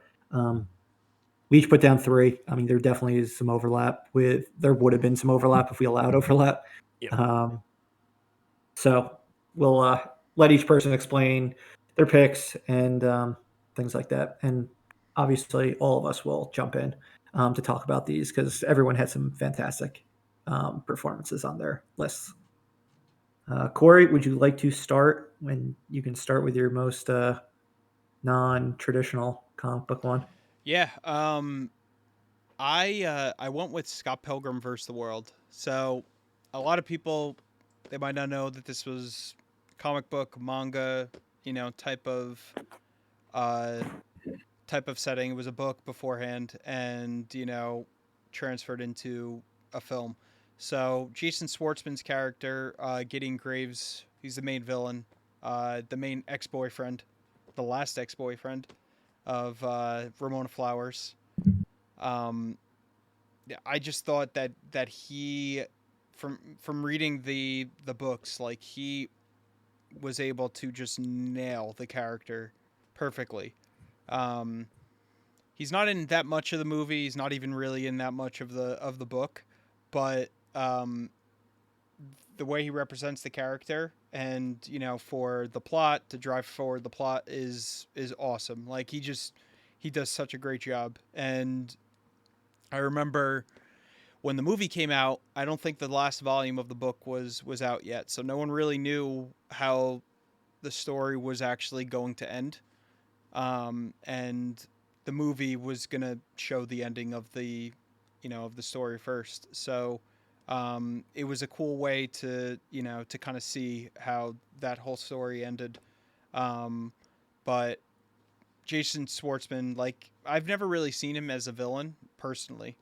I mean, he's a He's great not a very actor. intimidating man. No, and he's not supposed to be. He's not intimidating in this either, but like he played like a great like emo villain, like that ridiculous like end boss of a video game, for this video game that is Scott Pilgrim versus the World. Um so I thought he was fantastic. And then my second pick was Michael Shannon from Man of Steel. Seeing all of your picks, like I was trying to think of like like other villains that just like killed it, in movies that the movies were not as notable as they probably should have been, and Man of Steel was definitely one of them. But Michael Shannon is without a doubt the probably the best part of that film. Like he did such a great job as Zod. Um, every scene that he was in, like I remember like the scenes with Kevin Costner, or not Kevin Costner, with um Russell Crowe. Russell Crowe. I That was like, Kevin Costner's in yeah, that movie. Why are you doubting yourself? he is in that movie. With Russell Crowe, and they were great. Like he was able to really encapsulate that character in a different way than the actor who played Zod in the Christopher Reeves films. Terrence Stamp. What's Yeah, that goofy line he screams right before getting I will pushed find into him. like space dildo and sent off into yeah, I will find I him. will find him. He was just Pissed like off Michael Shannon. Terrifying. he's such a good character actor. It doesn't I mean, now I feel like after seeing The Night Before, the man can be a character actor in any type of role. He can do comedy, he can do drama, he can do fucking anything. So this was kind of in his wheelhouse. It was like it was a strict character, and he went 100% and went in for it. And he was probably one of the most entertaining performances in the movie, I think. Movie as a whole was okay, but he was great. Um, and then my last pick, which I'm actually like really surprised none of you actually picked this before me, is Michael B. Jordan, Michael B. as Eric Killmonger in Black Panther. I mean, he's an awesome actor. Ever up until this point, seen him in the Creed movies, seen him in so many other films, and he came into the MCU and he just killed it. He's definitely one of my favorite villains, probably other than Thanos in the entire MCU, I would imagine. He was his backstory was great. Like his motivation was very believable, and he put on like a really badass performance. Um, Amongst everyone else who put on like Oscar like worthy performances in that entire movie. But he was just a great villain. A great villain. Yeah, I thought about him. He's definitely one of my favorites in the MCU. I don't think I actually had any MCU villains in mind, unless you include TV shows, which are very loosely connected. Um, but For yeah, me, for Michael B. me, Jordan's a great actor. I didn't think. I thought he could have been so much more in that role. I don't know. Everyone loves that villain. I just honestly, it didn't do much for me. He had some cool parts, but a lot of it for me was that they humanized that character very well, and like you felt for him. Like you, those are usually the best villains, I think. You know, where you feel like there's a blurred line between, is he doing the right thing or is he doing the wrong thing? And like, obviously like he snapped and he was doing like absolutely the wrong things, but his motivation was a little gray. Like you kind of understood like, where he was coming from, and those are interesting villains at the end of the day, I think. So, and he's an awesome actor, so anything I think Michael B. Jordan does like is going to be good. But up against, everyone else in that movie, he shined very well as the villain. Yeah, I mean, he's definitely one of the better MCU villains. It's not a tough category because there's only so MCU many tends to villains. like Yeah, do so MCU villains that are so forgettable. right. Um, I think he probably, I thought he did a great job. I think he probably could have used a little bit more screen time to just kind of flesh out his character a little bit more. Mm-hmm. But I'd love to see him back in another Black Panther movie.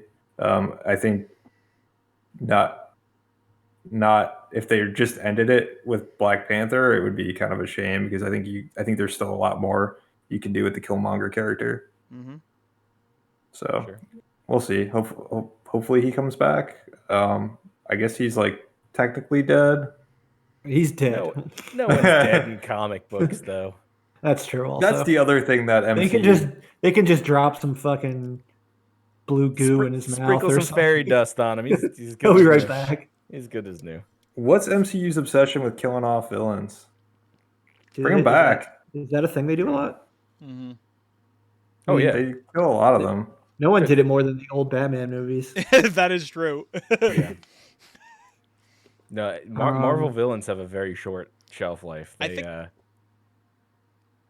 The only one that's still alive is like Zemo at this point, right? And Vulture. I guess Dormammu didn't. If you Dormammu didn't die. Spider-Man. My theory on that, yeah, which I've come to bargain. Let's not forget Dormammu. Dormammu's Did you know terrifying. Did you know Benedict Cumberbatch played Dormammu? Yeah, it's Yes, just I like did, Oh, his really? face. That's awesome. Yeah. I didn't know that. face. Yeah, the evil, scary cloud that is Dormammu. My theory with them killing off so many villains is that they had enough of like a map of what they were going to be doing that they just decided like they knew like we don't need this character, this is our end game, it's Thanos, like whatever. So that's probably why they were just like and just like killed off these villains along Well, the they way. had Loki alive forever. Yeah, but it's He, at then this he point, died, At and then this he point, came he's back. dead. Yeah. But is he Murph? Because he's still around. In the other dimension, and they're probably going to merge dimensions, and then he's Yeah, going to they'll be just alive. merge. Just be like Gamora. Gamora, and he's Yeah. going to come back, and he's going Yeah. to be alive, just another version then- of him. Alternate dimension Killmonger, where he's good, comes back, and then boom, there you go. Michael And- B. Yeah, if they Jordan wanted in the to, universe. they actually can do it easily. Sure. And Chris Evans is going to come back as Captain Fairy America. dust. Well, yeah, just Old man Cap. That's Oh, what they didn't say. I would watch the He's coming hell back out as of Old that. man Cap. I would watch the hell out of that. Instead I of don't a want- shield, he's got a walker made of vibranium. Vibranium. He throws it and it comes back to him. Evans wouldn't go through the prosthetics, I'm sure, every day. He'd be like, hard pass. Well, it's while Nick Fury's away in space with Talos. Old Man Cap is in charge of things down on Earth. That'd be Fighting- so. It's just a fighting bureaucratic Galactus. movie. He's just doing paperwork and shit. Yeah, it's a All political right. thriller. Doug, who you got? So sticking with the MCU, which I think all of my villains are Marvel villains now that I'm looking at it. They Yeah. are. But none of them, like, it's not all three in the same, like, universe, really. Yeah, none of them are. Well, actually, one of them's about to be. That's true. Oh yeah, that's true. So my first one, I did pick Thanos. Josh Brolin's performance, which isn't actually even like him. I mean, it's him, but it's not him. It's a CGI representation of Josh Brolin and his voice. The Well, CGI representation of Homer Simpson with Yeah. purple plastered over With it. bald chin, yeah. But wasn't it him? He was standing there and he had the pole on his head with Yeah. the fake Thanos head on top. Yeah, and then they had to. The way I understand why they do the CGI is they like watch his performance and then animate it to kind of match the performance that he gives. Yeah. So all the dots on his face. yeah, and so they try to kind of capture the performance that Brolin gave, although it's not. It's technically they could have changed things or modified things, but aside from all the technicalities that are involved with this pick, I love Thanos the villain, especially of Infinity War. Yeah. Just like he does such a great job of just being menacing, but also like stoic and like zen. And he's especially like when he has to sacrifice Gamora, whether or not it's part of it's Josh Brolin's performance, just like you could feel like how hard of a sacrifice that was for the character. I mean, Infinity War, when we were just talking about Killmonger and how like I didn't think Killmonger got enough time. Thanos had all the time in the world in Infinity War. Yep. I mean, it's basically Thanos' movie. Yep. But he's just such a good.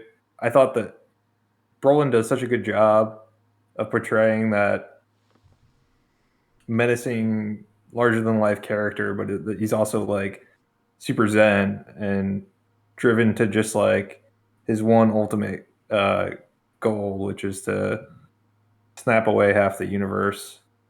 And he's just not. It's not hammy. It's just a good villain. It's kind of like what I had been waiting for a while in a villain. It's just someone that's driven, but not. I mean, he's kind of crazy, He's but crazy as like fuck. He's he's incredible. not hammy about it. He's not like I just want to destroy the world to destroy the world. He's got a reason, no matter how like twisted or how nonsensical the reason is. He's got a reason. Yeah. And so I really enjoyed Thanos, especially in Infinity War. Okay, because I was going to ask you, Doug, which Thanos is your favorite? Because technically, two different Thanoses. Do you like Thanos so I from have Infinity War or Endgame? Yeah, so I have a friend that like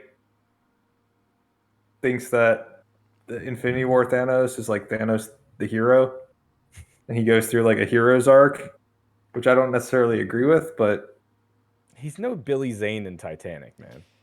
but You I could- think you could argue his- that. there's people that argue it. His and hero's that he's- arc of killing half the fucking universe. What a and then he hero. wins. He dies like in Endgame, like the champion, the winner. He did it. He accomplished his goal, and he has nothing left to do other than farm. Yeah, he's got to get that farm going. Farm life. Look at that livestock. But yeah, no, I mean, without a doubt, it's Thanos You see Infinity him War. fucking. It's You he's see him just signing up for FarmersOnly.com. When he When I- comes to Earth, he's got that farm game on Facebook on his phone. He's like, I really got once I snap away everyone, I gotta get and do this real life. when I was talking about how like nuanced and interesting Thanos was. That's all Infinity War. That all goes out the Yeah. window on Endgame. when you introduce younger Thanos. That's just like the hammy villain that you come He's to still expect. fun. Like he's still a fun bad guy though in Endgame. Yeah, Yeah. I mean, he's a He's not million as times. interesting Relatable, to more me, though. crazy. Who would have thought he'd be good after like all the appearances that he had pre Infinity War? All the Like, dumbass appearances. All those dumb fucking hated end those. credit scenes, his Guardians of the Galaxy stuff. I was wondering how he's gonna fight from a chair because that's all we ever Corey, saw. Man. like Corey always kept going like, guys, he's gonna be amazing. Like he's the best. Okay, crazy guy. And trust I trust was me. right.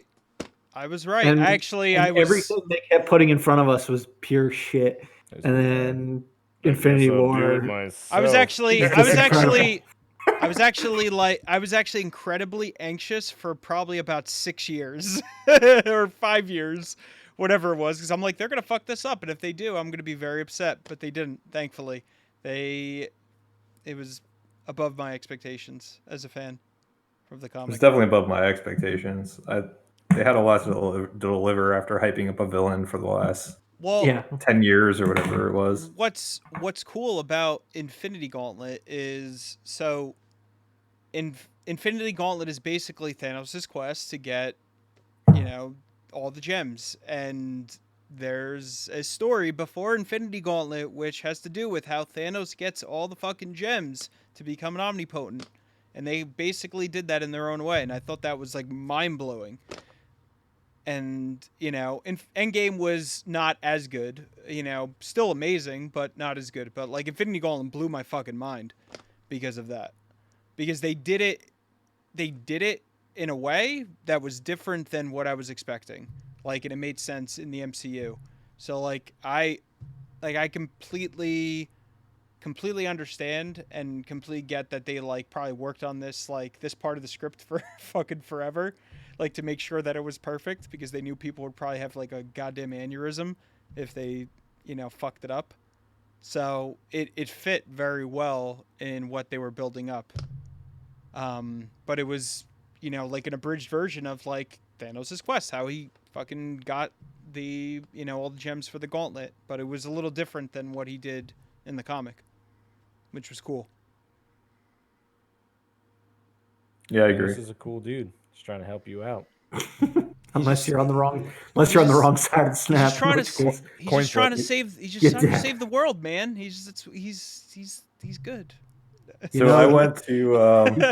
He could have just doubled up the food supply and all these other resources. He could have done anything, Murph. Killing he half had the fucking population. He was literally God. He didn't have to just do this. He could have done this and like created more food. He could have done anything, but yeah.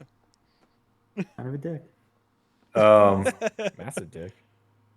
What was that website? Do you guys remember where you could see whether or not you got snapped or saved? No.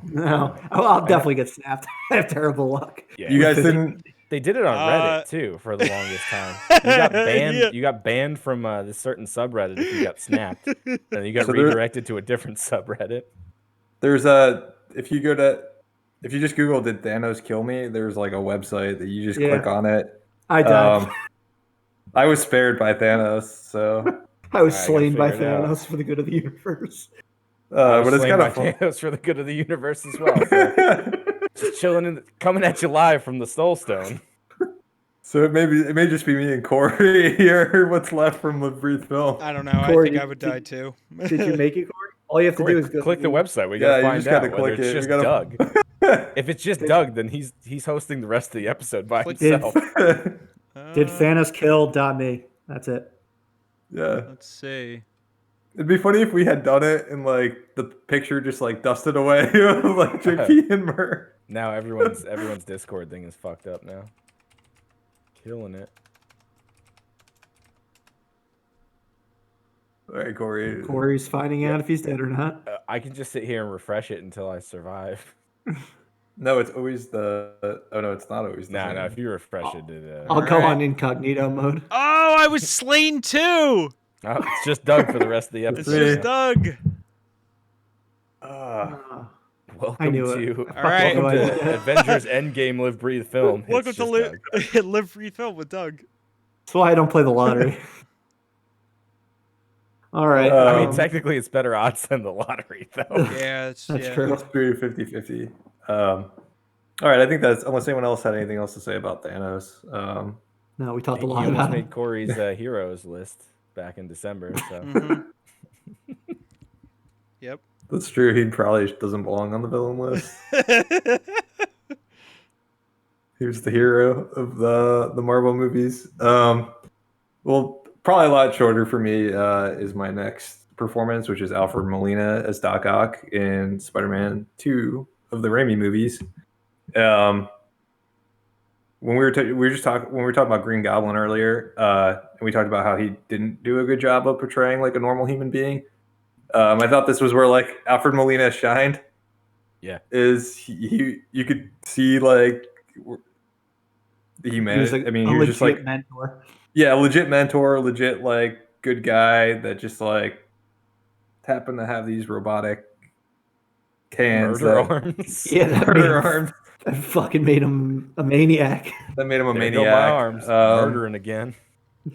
I thought he did a good job of like Oh, he's so good. I believed him as like the good guy mentor. I believed him as like the villainous Doc Ock, and then like at the end of Spider-Man 2 when he's got that conflict going on. I thought he did all that really well. I think he's probably my favorite villain of the Raimi verse. And he was cool because he kind of like came out of nowhere, even though he'd been in Hollywood forever.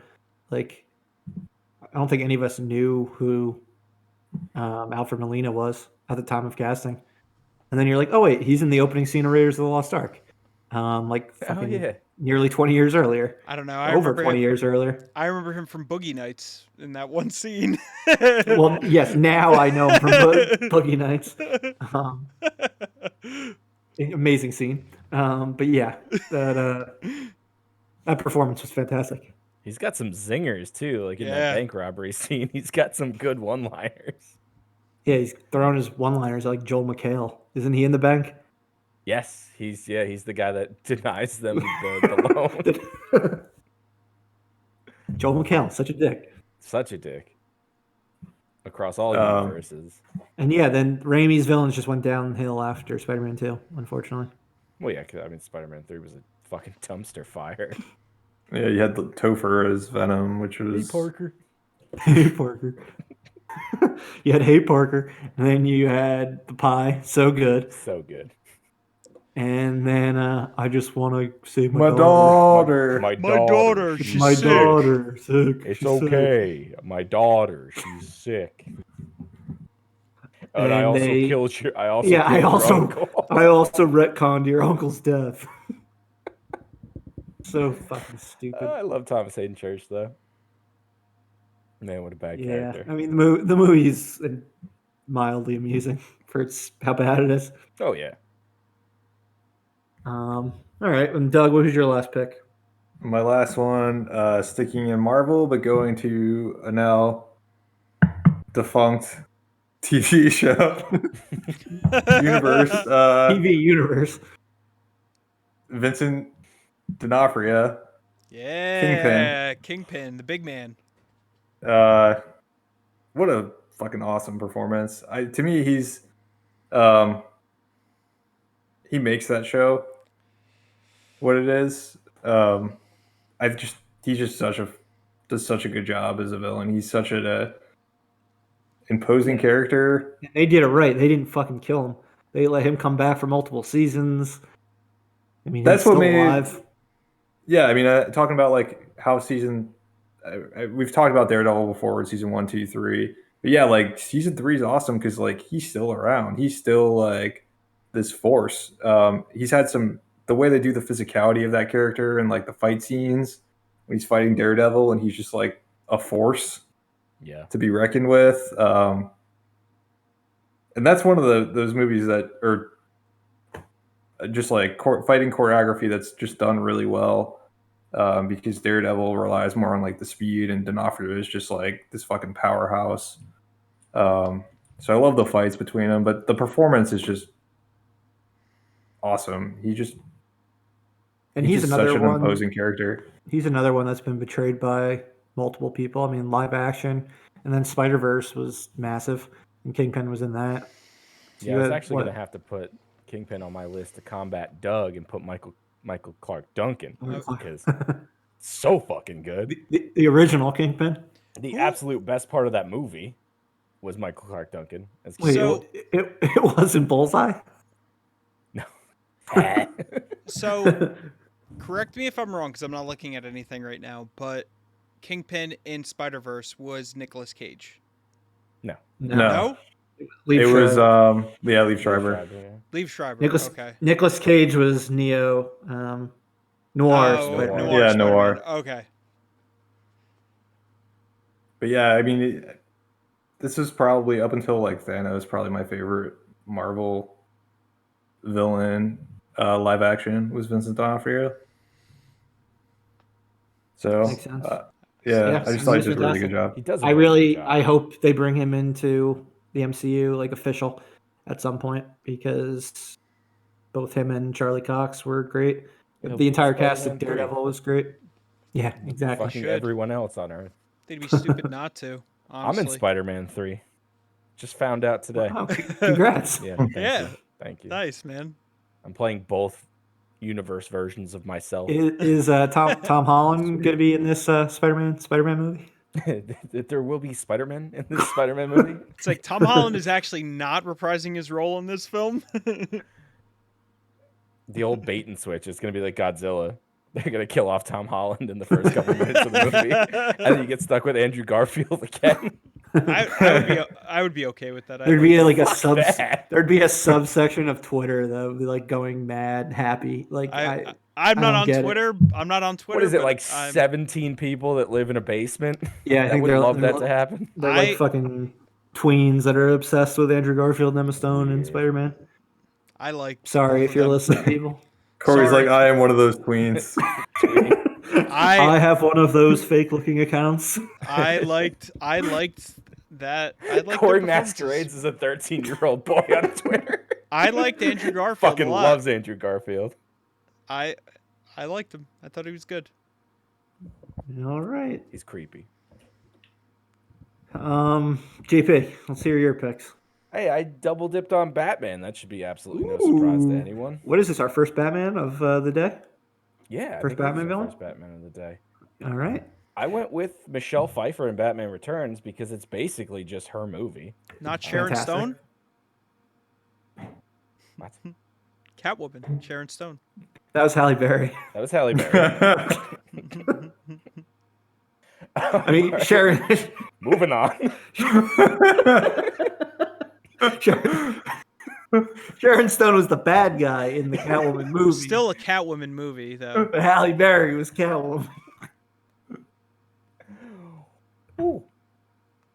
Moving on. Yeah, moving on. I think it's actually one of the better done villain origin stories of any, really, out of all the Batman movies, in my opinion. It's just so fucking dark and so cool. And I still remember being horrified when I first saw it, when she's in that room and she's destroying everything and the lighting is just thrown out the window. She just does such a good job, and she's in the entire fucking movie. The cat's fucking like nibbling on her fingers. That shit, that's scared the shit out of me when I was like 5 years old. Yeah, and she has 9 lives throughout the whole movie, and she gets murdered in so many different ways, and keeps coming back. I think it's a really cool way of doing that character because they made her mildly supernatural, and she actually has some kind of powers to her. And She didn't actually die. She still had a life left at the end. She did, yeah. She electrocuted herself with Max Christopher Shrek. Walken and managed to survive that. I thought it was so cool and just such a vindictive, evil character, while still making you feel like, oh, maybe she's still good, but she's clearly not good at all. I love that portrayal, and I think it was just such an interesting take, and yeah, she made my list for that alone. I was just thinking about it, and I was like, you know what? Even that costume is so iconic as well.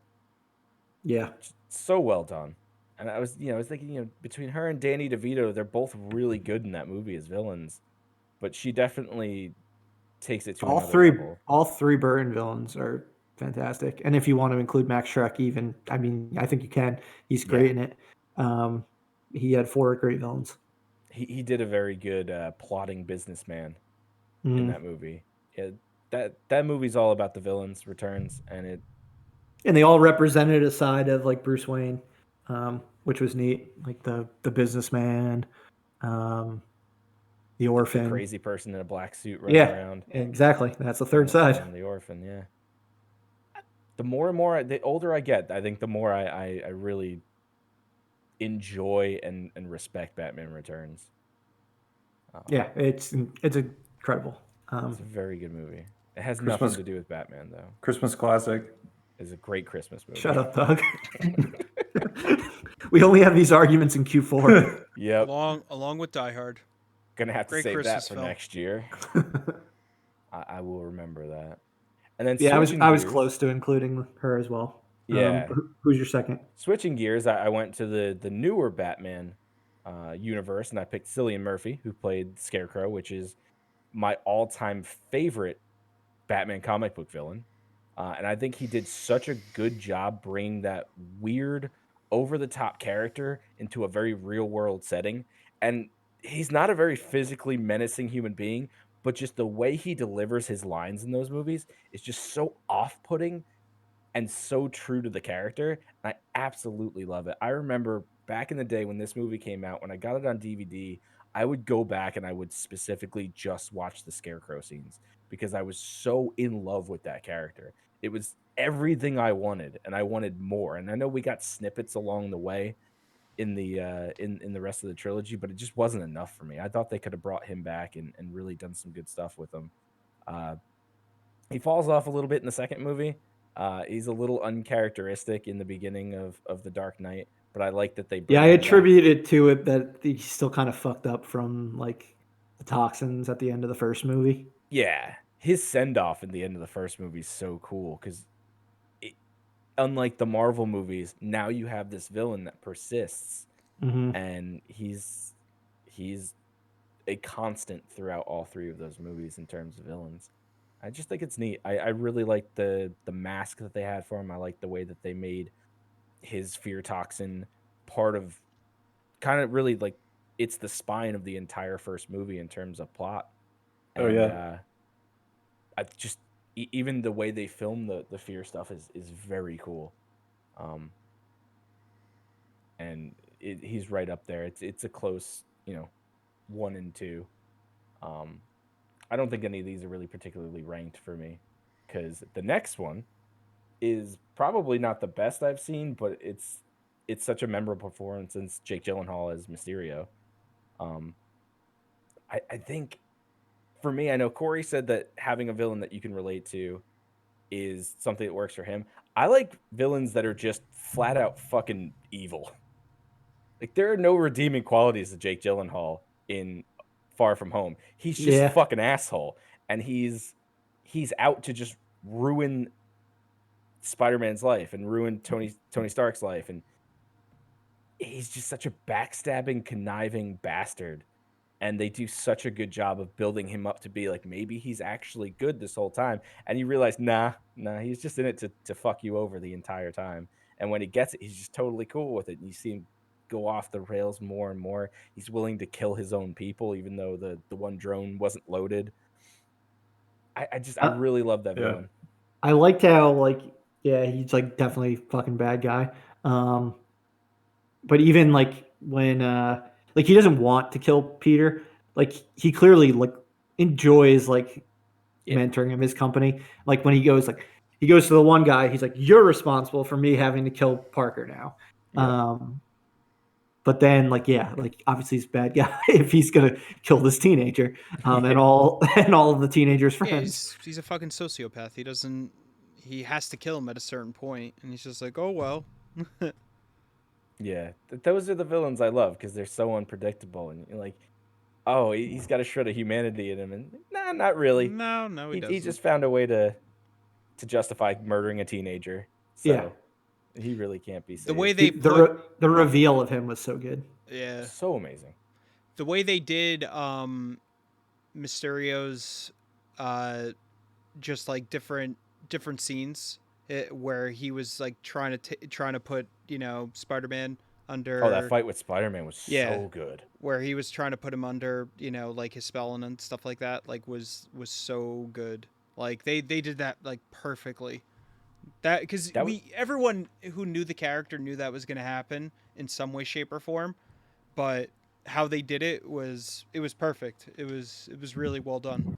It was about 15 minutes of not having any fucking idea what was real and what wasn't real. Yep. Which Yeah, that makes was sense. super cool. Yeah. Yeah, it was really great in trippy. 3D. It was very trippy. I bet waiting that for was you all to okay. I was like, if he doesn't say it, I'm fucking making a joke about it. The Never saw it in 3D, Doug. Sorry. what's funny that I noticed though about just like the last two villains for JP is that the power set's kind of similar. Although one's technology and one's toxins. Yeah, that's true. They both are like Ultimately fucking illusion. with the mind. I like Yeah, that. I like bunch of going head through a trips. story and not being able to tell what's real and what's not real, and not being able to trust what you're seeing. I think that makes for a really good movie. It's different than the typical just two superheroes beating the shit out of each other, throwing them into buildings and things like that. It creates a neat dynamic, I think. Even though with Mysterio, it's always been chemical. And then in this, they kind of made it more technological, like where he developed technology, to kind of trip you out. Technology. He stole technology, but still, it was different. It was a different take on on the character, and I thought that was really cool. Instead of making it, like another type of like chemical dispersal that like fucked you up. They did a great job, especially with the fact that it's not him actually doing a lot of the fighting. It's a stand-in. Yeah. And it's all illusions.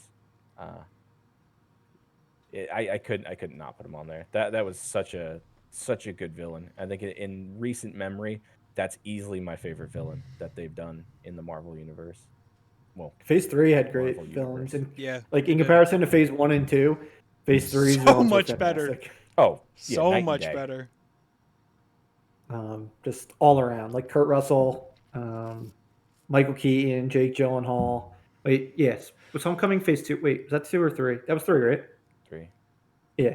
Yep. Who the fuck was Kurt Russell? He was in Guardians. Ego, the Living Planet. Ego. Oh shit! Yeah, I forgot about him. Killmonger, Zemo, Thanos, Jude Law.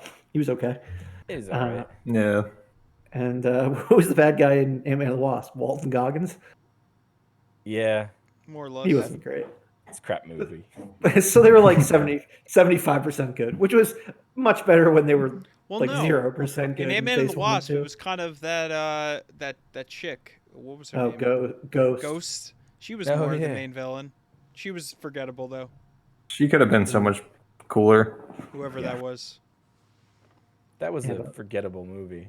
It was Overall, fun. I mean, they really Phase 1 and 2 had Loki, and that was like it. Yeah. I know, Corey, you like Ultron, but I mean, I don't like Ultron in the movie, but I like Ultron in general. Gotcha. I like James Spader's voice, but the portrayal was kind of not great for me. What a at the shame, end of because the that day. trailer was fucking cool. He was a perfect casting, but what they did with him was not exactly what I wanted. So I was very disappointed. Very disappointed. Should have been the Russo brothers. Because Yeah. it was a perfect Should always be the Russo brothers. Although they had their bust too, right? With did they do Thor? No. No, they were Captain America. That was Kenneth Branagh. Yeah, JP's right. They didn't do Dark World. They were Winter Soldier, Civil War, Infinity War, and Endgame. No, they didn't do Dark World. Alan Okay, Taylor. then. Alan Alan Taylor Taylor. did the Dark World after Patty Jenkins dropped out. Oh wow, she was slated to do that. Mhm. Yep. Man, that had a lot of promise. She didn't like the script, so she dropped Yeah. out. I Well, like that's probably Dark World for what it was. I love Chris Eccleston. I think he's awesome. But Yeah, that was a Yeah. shame. He was yeah, underused. they wasted him Mhm. so badly. And he was still That's he was still good in what he did, but it was not enough. Like they should have given him way more of a role. What a great segue into Murph's Hell yeah. pick. Hmm. We Which one are you got No, we which lost one are him. you segueing me to? Doctor Eccleston Who. was a Doctor Who. Yep. Oh, true. Good. Oh, that was a good segue. Yeah. But as for mine, my criteria same as last time. I did one that I wasn't character I wasn't familiar with at all. One that my expectations weren't high for, and one where my expectations really couldn't have been higher. So the first one, Christopher, like you guys were just talking about, Christopher Eccleston, who played Doctor Who. I got another Doctor. I got David Tennant for his role as Kilgrave on Jessica Jones, primarily season one. He was in very little of season two. But yeah, this was one that I had no familiarity with prior to the show, and I just thought he was like, I think it was really the first thing I've ever seen him in, other than a little bit of Harry Potter, and I thought he was like a revelation. Um, he just was like a menacing, charismatic villain with really fucking awesome supervillain powers. Like the first time you see him, um, so casually, just telling some guy to throw hot coffee into his own face because like he's like pissed off at him because he's the newsstand guy is like giving him shit for reading the magazine at the stand. I was like, wow! I was like, wow, this is like an insane power. And like, there's so much you can do with it. Oh, yeah. And the things he does with it are like horror villain type things throughout the course of that first season. But he was just a fantastic adversary for Jessica Jones. I mean, they had their history prior to the show, so when he comes back and turns out to be the big bad of the season, um, sparks just flew between the two of them, and it was they made a season that definitely did not need to be 13 episodes. I was able to handle it at the 13 episodes because that was kind of a problem with all the Netflix shows. Marvel Netflix shows. I think all of you guys have seen most of that season. Yeah, I have not finished. Yeah, I saw it. Season one, yeah, I've seen. Yeah, David Tennant was great. I mean, I love David Tennant. I love David Tennant and everything. I think he's an awesome actor. I was a big fan of his Doctor Who performance. Yeah, I never saw it. It's very different than Eccleston, that's for sure. Mm-hmm. Yeah, they lost me at that. That was a stark change. I stopped watching Yeah, Doctor Who after it's that. like the energetic part that you saw in Kilgrave. It's just like a lot of that. Yeah. It's a lot of energetic and goofy. JP, you didn't like David Tennant as a doctor, No, right? I didn't. Yeah, they lost me when David Tennant became the Doctor. I don't know. Everyone loves him. I couldn't get into it. I gave like half a season. And I was like, I can't watch this anymore.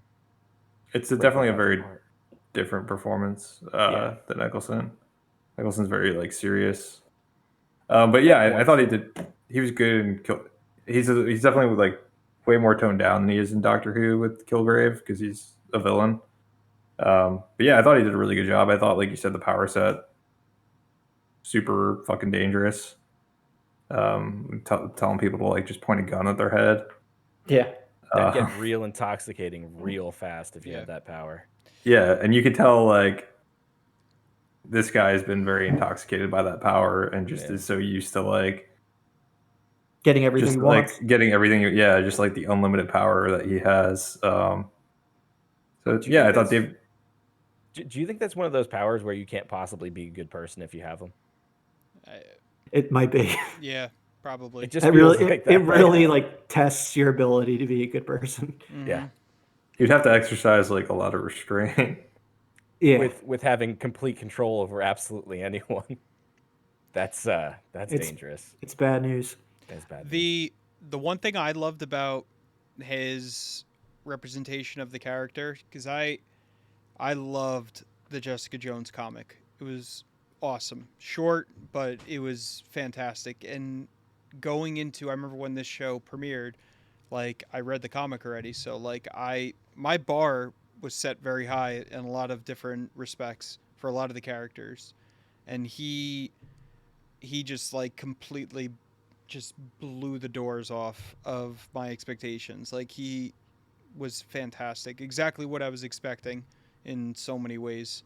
Um, and just as a whole, like, you know, a lot of the show, like that first season, I still haven't seen season 2, but for that first season, like they touched upon and did a lot of, like, you know, the arcs in the comic, and it was very expertly put together, and he was so good.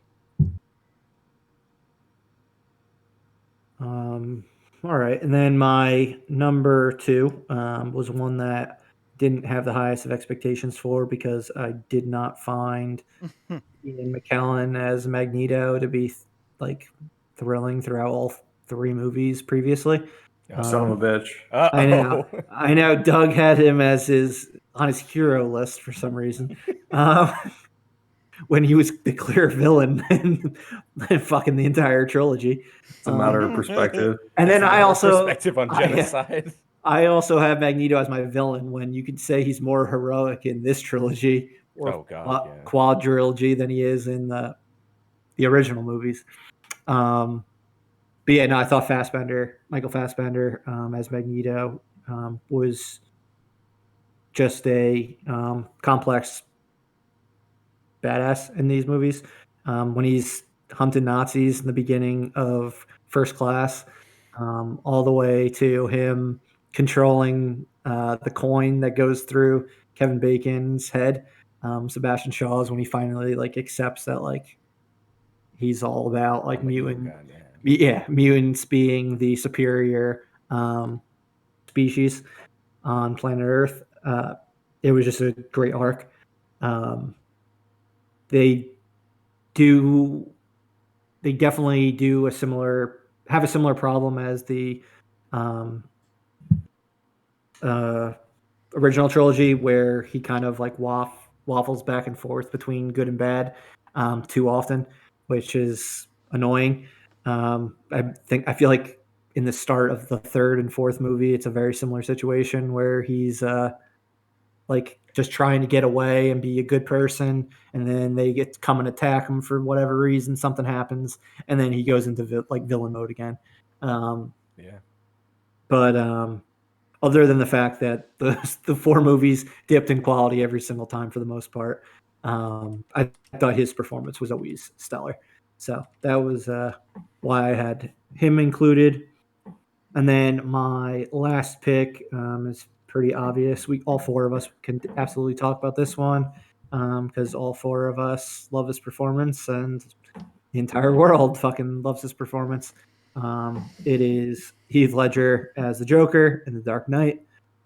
Like I said, one of this criteria for this pick was based on expectations, and they absolutely could not have been higher in regards to the previous performance of the character and how high my that stature was of Jack Nicholson as the Joker. Like he had tough fucking shoes to fill just from that. Yeah. And then it had everything to do with the Heath Ledger casting and everyone like or a lot of people Yeah, being that like, I don't was know how this dude's gonna work. And then just all the pre-release stuff. The expectations couldn't have been higher based on the trailers, posters, everything that the cast members were saying about his performance, plus his shocking death. That couldn't have made any performance more anticipated to see. And yet he absolutely crushed it. JP, you had mentioned that when you had Scarecrow or Batman Begins on DVD, you'd go in and watch all the Scarecrow scenes. I did the same thing with Joker and The Dark Knight. I basically watched an abridged 40-minute version of the movie, just going through all the Joker scenes. He was just that damn good, just mesmerizing. We've seen a couple Joker performances since then. Um, at this point, I think they're all just trying to live up to Heath Ledger. I don't think Joaquin Phoenix or Jared Leto met it. They both tried to do different things to a degree. But I mean, I don't even think they met Jack Nicholson, either of those two. No. So that just goes to show how difficult it is and how incredible it was that we got this performance out of this guy at only 27 years old when he filmed the movie. So yeah, I know all four of us literally could not have been like more anticipating this movie. Like I think we mentioned it before. We waited like 12 hours in the city to see, or 8 hours in the city to see Christopher Nolan and Christian Bale talk about the movie the week before it came out. We all saw it at midnight. We all saw it in IMAX on opening weekend as well. Um, and yeah, you guys by all means jump in on Heath Ledger. They did so much to set this character up even before the movie even came out. So they come out with that first picture of him in the makeup, and it was something else. And then right before this movie started, I don't know if you guys remember this, but there was this augmented reality game that was going on Yeah, where they the actually, viral marketing stuff. yeah, the viral Yeah. marketing was insane. Where they That was had like one of the Joker stuff. one You of had the to first solve big the movies puzzles. to do that. Yeah. Yeah, Like those puzzles about that you had to solve. we talked about Blair Witch last week, but this was the first one to do like really like viral marketing, like where it like encompasses the real world as well. I was all over that stuff. I was on, God, I forget what forum it was, but I was every time something new came out, I was following that, and I really wish I could have gone out there and tried to find one of the packages that they put out there. I would have fought someone like it was guy was in Batman, like I was in the Dark Knight. Um, I was one of those people that when they announced Heath Ledger, I was like, "There's no fucking way the guy from 10 Things I Hate About You can play the Joker. This is stupid." I wanted so and so. I forgot even who was up for the Who you role wanted at at that time. Yeah. Yeah. I was the And same then- way. I had doubts as well. Yeah, And then could have been proved more wrong. we That's all amazing. saw I Am Legend in IMAX opening weekend to watch that prologue. Yep. And then we all watched the trailer, like bootleg versions of the trailer on YouTube or whatever. I promptly went that home and opening downloaded weekend. the prologue. Yeah, and played it exactly. a million times. Yeah. I mean, the prologue kind of gave you like a taste of what Nolan was going for, but I remember the trailer being like the thing where you really saw his performance, and it was just like, wow, this is going to be good. Yeah, Still you to this knew. day, I don't think he looks like Heath Ledger either. No. He doesn't. I always No, he forget doesn't. it's Heath Ledger when he's got like full makeup. There's certain scenes where you get glimpses of Heath Ledger. Yeah, but they're like fucking split seconds where you're like, exactly. like that smile, that's Heath Ledger. Yeah. Yeah. But But it's like Whereas once Jack or Nicholson twice. is always Jack Nicholson Yeah. with a Yeah. fake smile on. It But couldn't possibly be more Jack Nicholson. but as a whole throughout his performance throughout that movie, like it was unrecognizable even still to this day. Like it's just he completely just went in a completely different direction. Yeah, and because he passed away, like he never did another role where you compare those two and be like, okay, he's doing similar things. Like that was just a one-off like movie, that character creation that we'll never see again. Yeah. no, I mean, even if Joaquin Phoenix can't do it, then I don't think we'll ever see it again. Where we get a Joker that's that innovative and Yeah, game changing. yeah. I mean, he did for live action Joker what like Mark Hamill did for animated Joker. Yeah. And Oh, for Very sure. unique. it's tough to like in both those mediums to ever top that, because they kind of just made the character their own and like as good as anyone could hope for. So For a very long time, when I read Batman comics, after The Dark Knight, it was Heath Ledger's voice reading out Joker lines in my head. yeah, It's since gone back to Mark Hamill because I mean it's drawn lines, so that's the only way that makes sense in the grand Yeah, scheme of the exactly. universe. But for a very long time, that was and Mark Hamill's still playing the Joker. Yeah. Which was awesome. We're lucky that someone has been able to portray a character for close to 30 years at this point. absolutely. But yeah, though that was my three. Obviously, plenty of others. It was good. We got to talk about really all different sections of superhero film TV history, between Burton movies, Raimi movies, Spider-Man movies, the MCU, Nolan's movies, the TV shows. We kind of covered everything. But yeah, that's it. Anything, if we missed anyone, by all means, comment, challenge us. We will. We want to hear your voice, and we're happy to do some reevaluations of any that you think we bungled. Yeah, let us know why you think Colin Farrell is the greatest comic book supervillain as Bullseye. Yeah, exactly. Why he was better than the version on Daredevil season 3. But yeah, that's all we've got for today. Thanks again for listening. Just a reminder that our yearly film series is resuming with year 2000 this week as a bonus segment exclusively on YouTube. So that will be posted on Thursday, I believe, each week. But we're also now streaming our episodes live on Twitch every Monday night. We mentioned this for the first time ever last week. So around 8:30 p.m. on Mondays, Eastern Standard Time, we'll be on there. So subscribe to our channel. You'll get emails anytime we go live. We'll post on our social channels as well when we're going live, just so you know to jump on. And we'll keep doing it the way we've been doing it. But as always, this has been Corey, Doug, JP, and Murph at Live Breathe Film. We'll be back next week, and we hope you are too. Thanks a lot.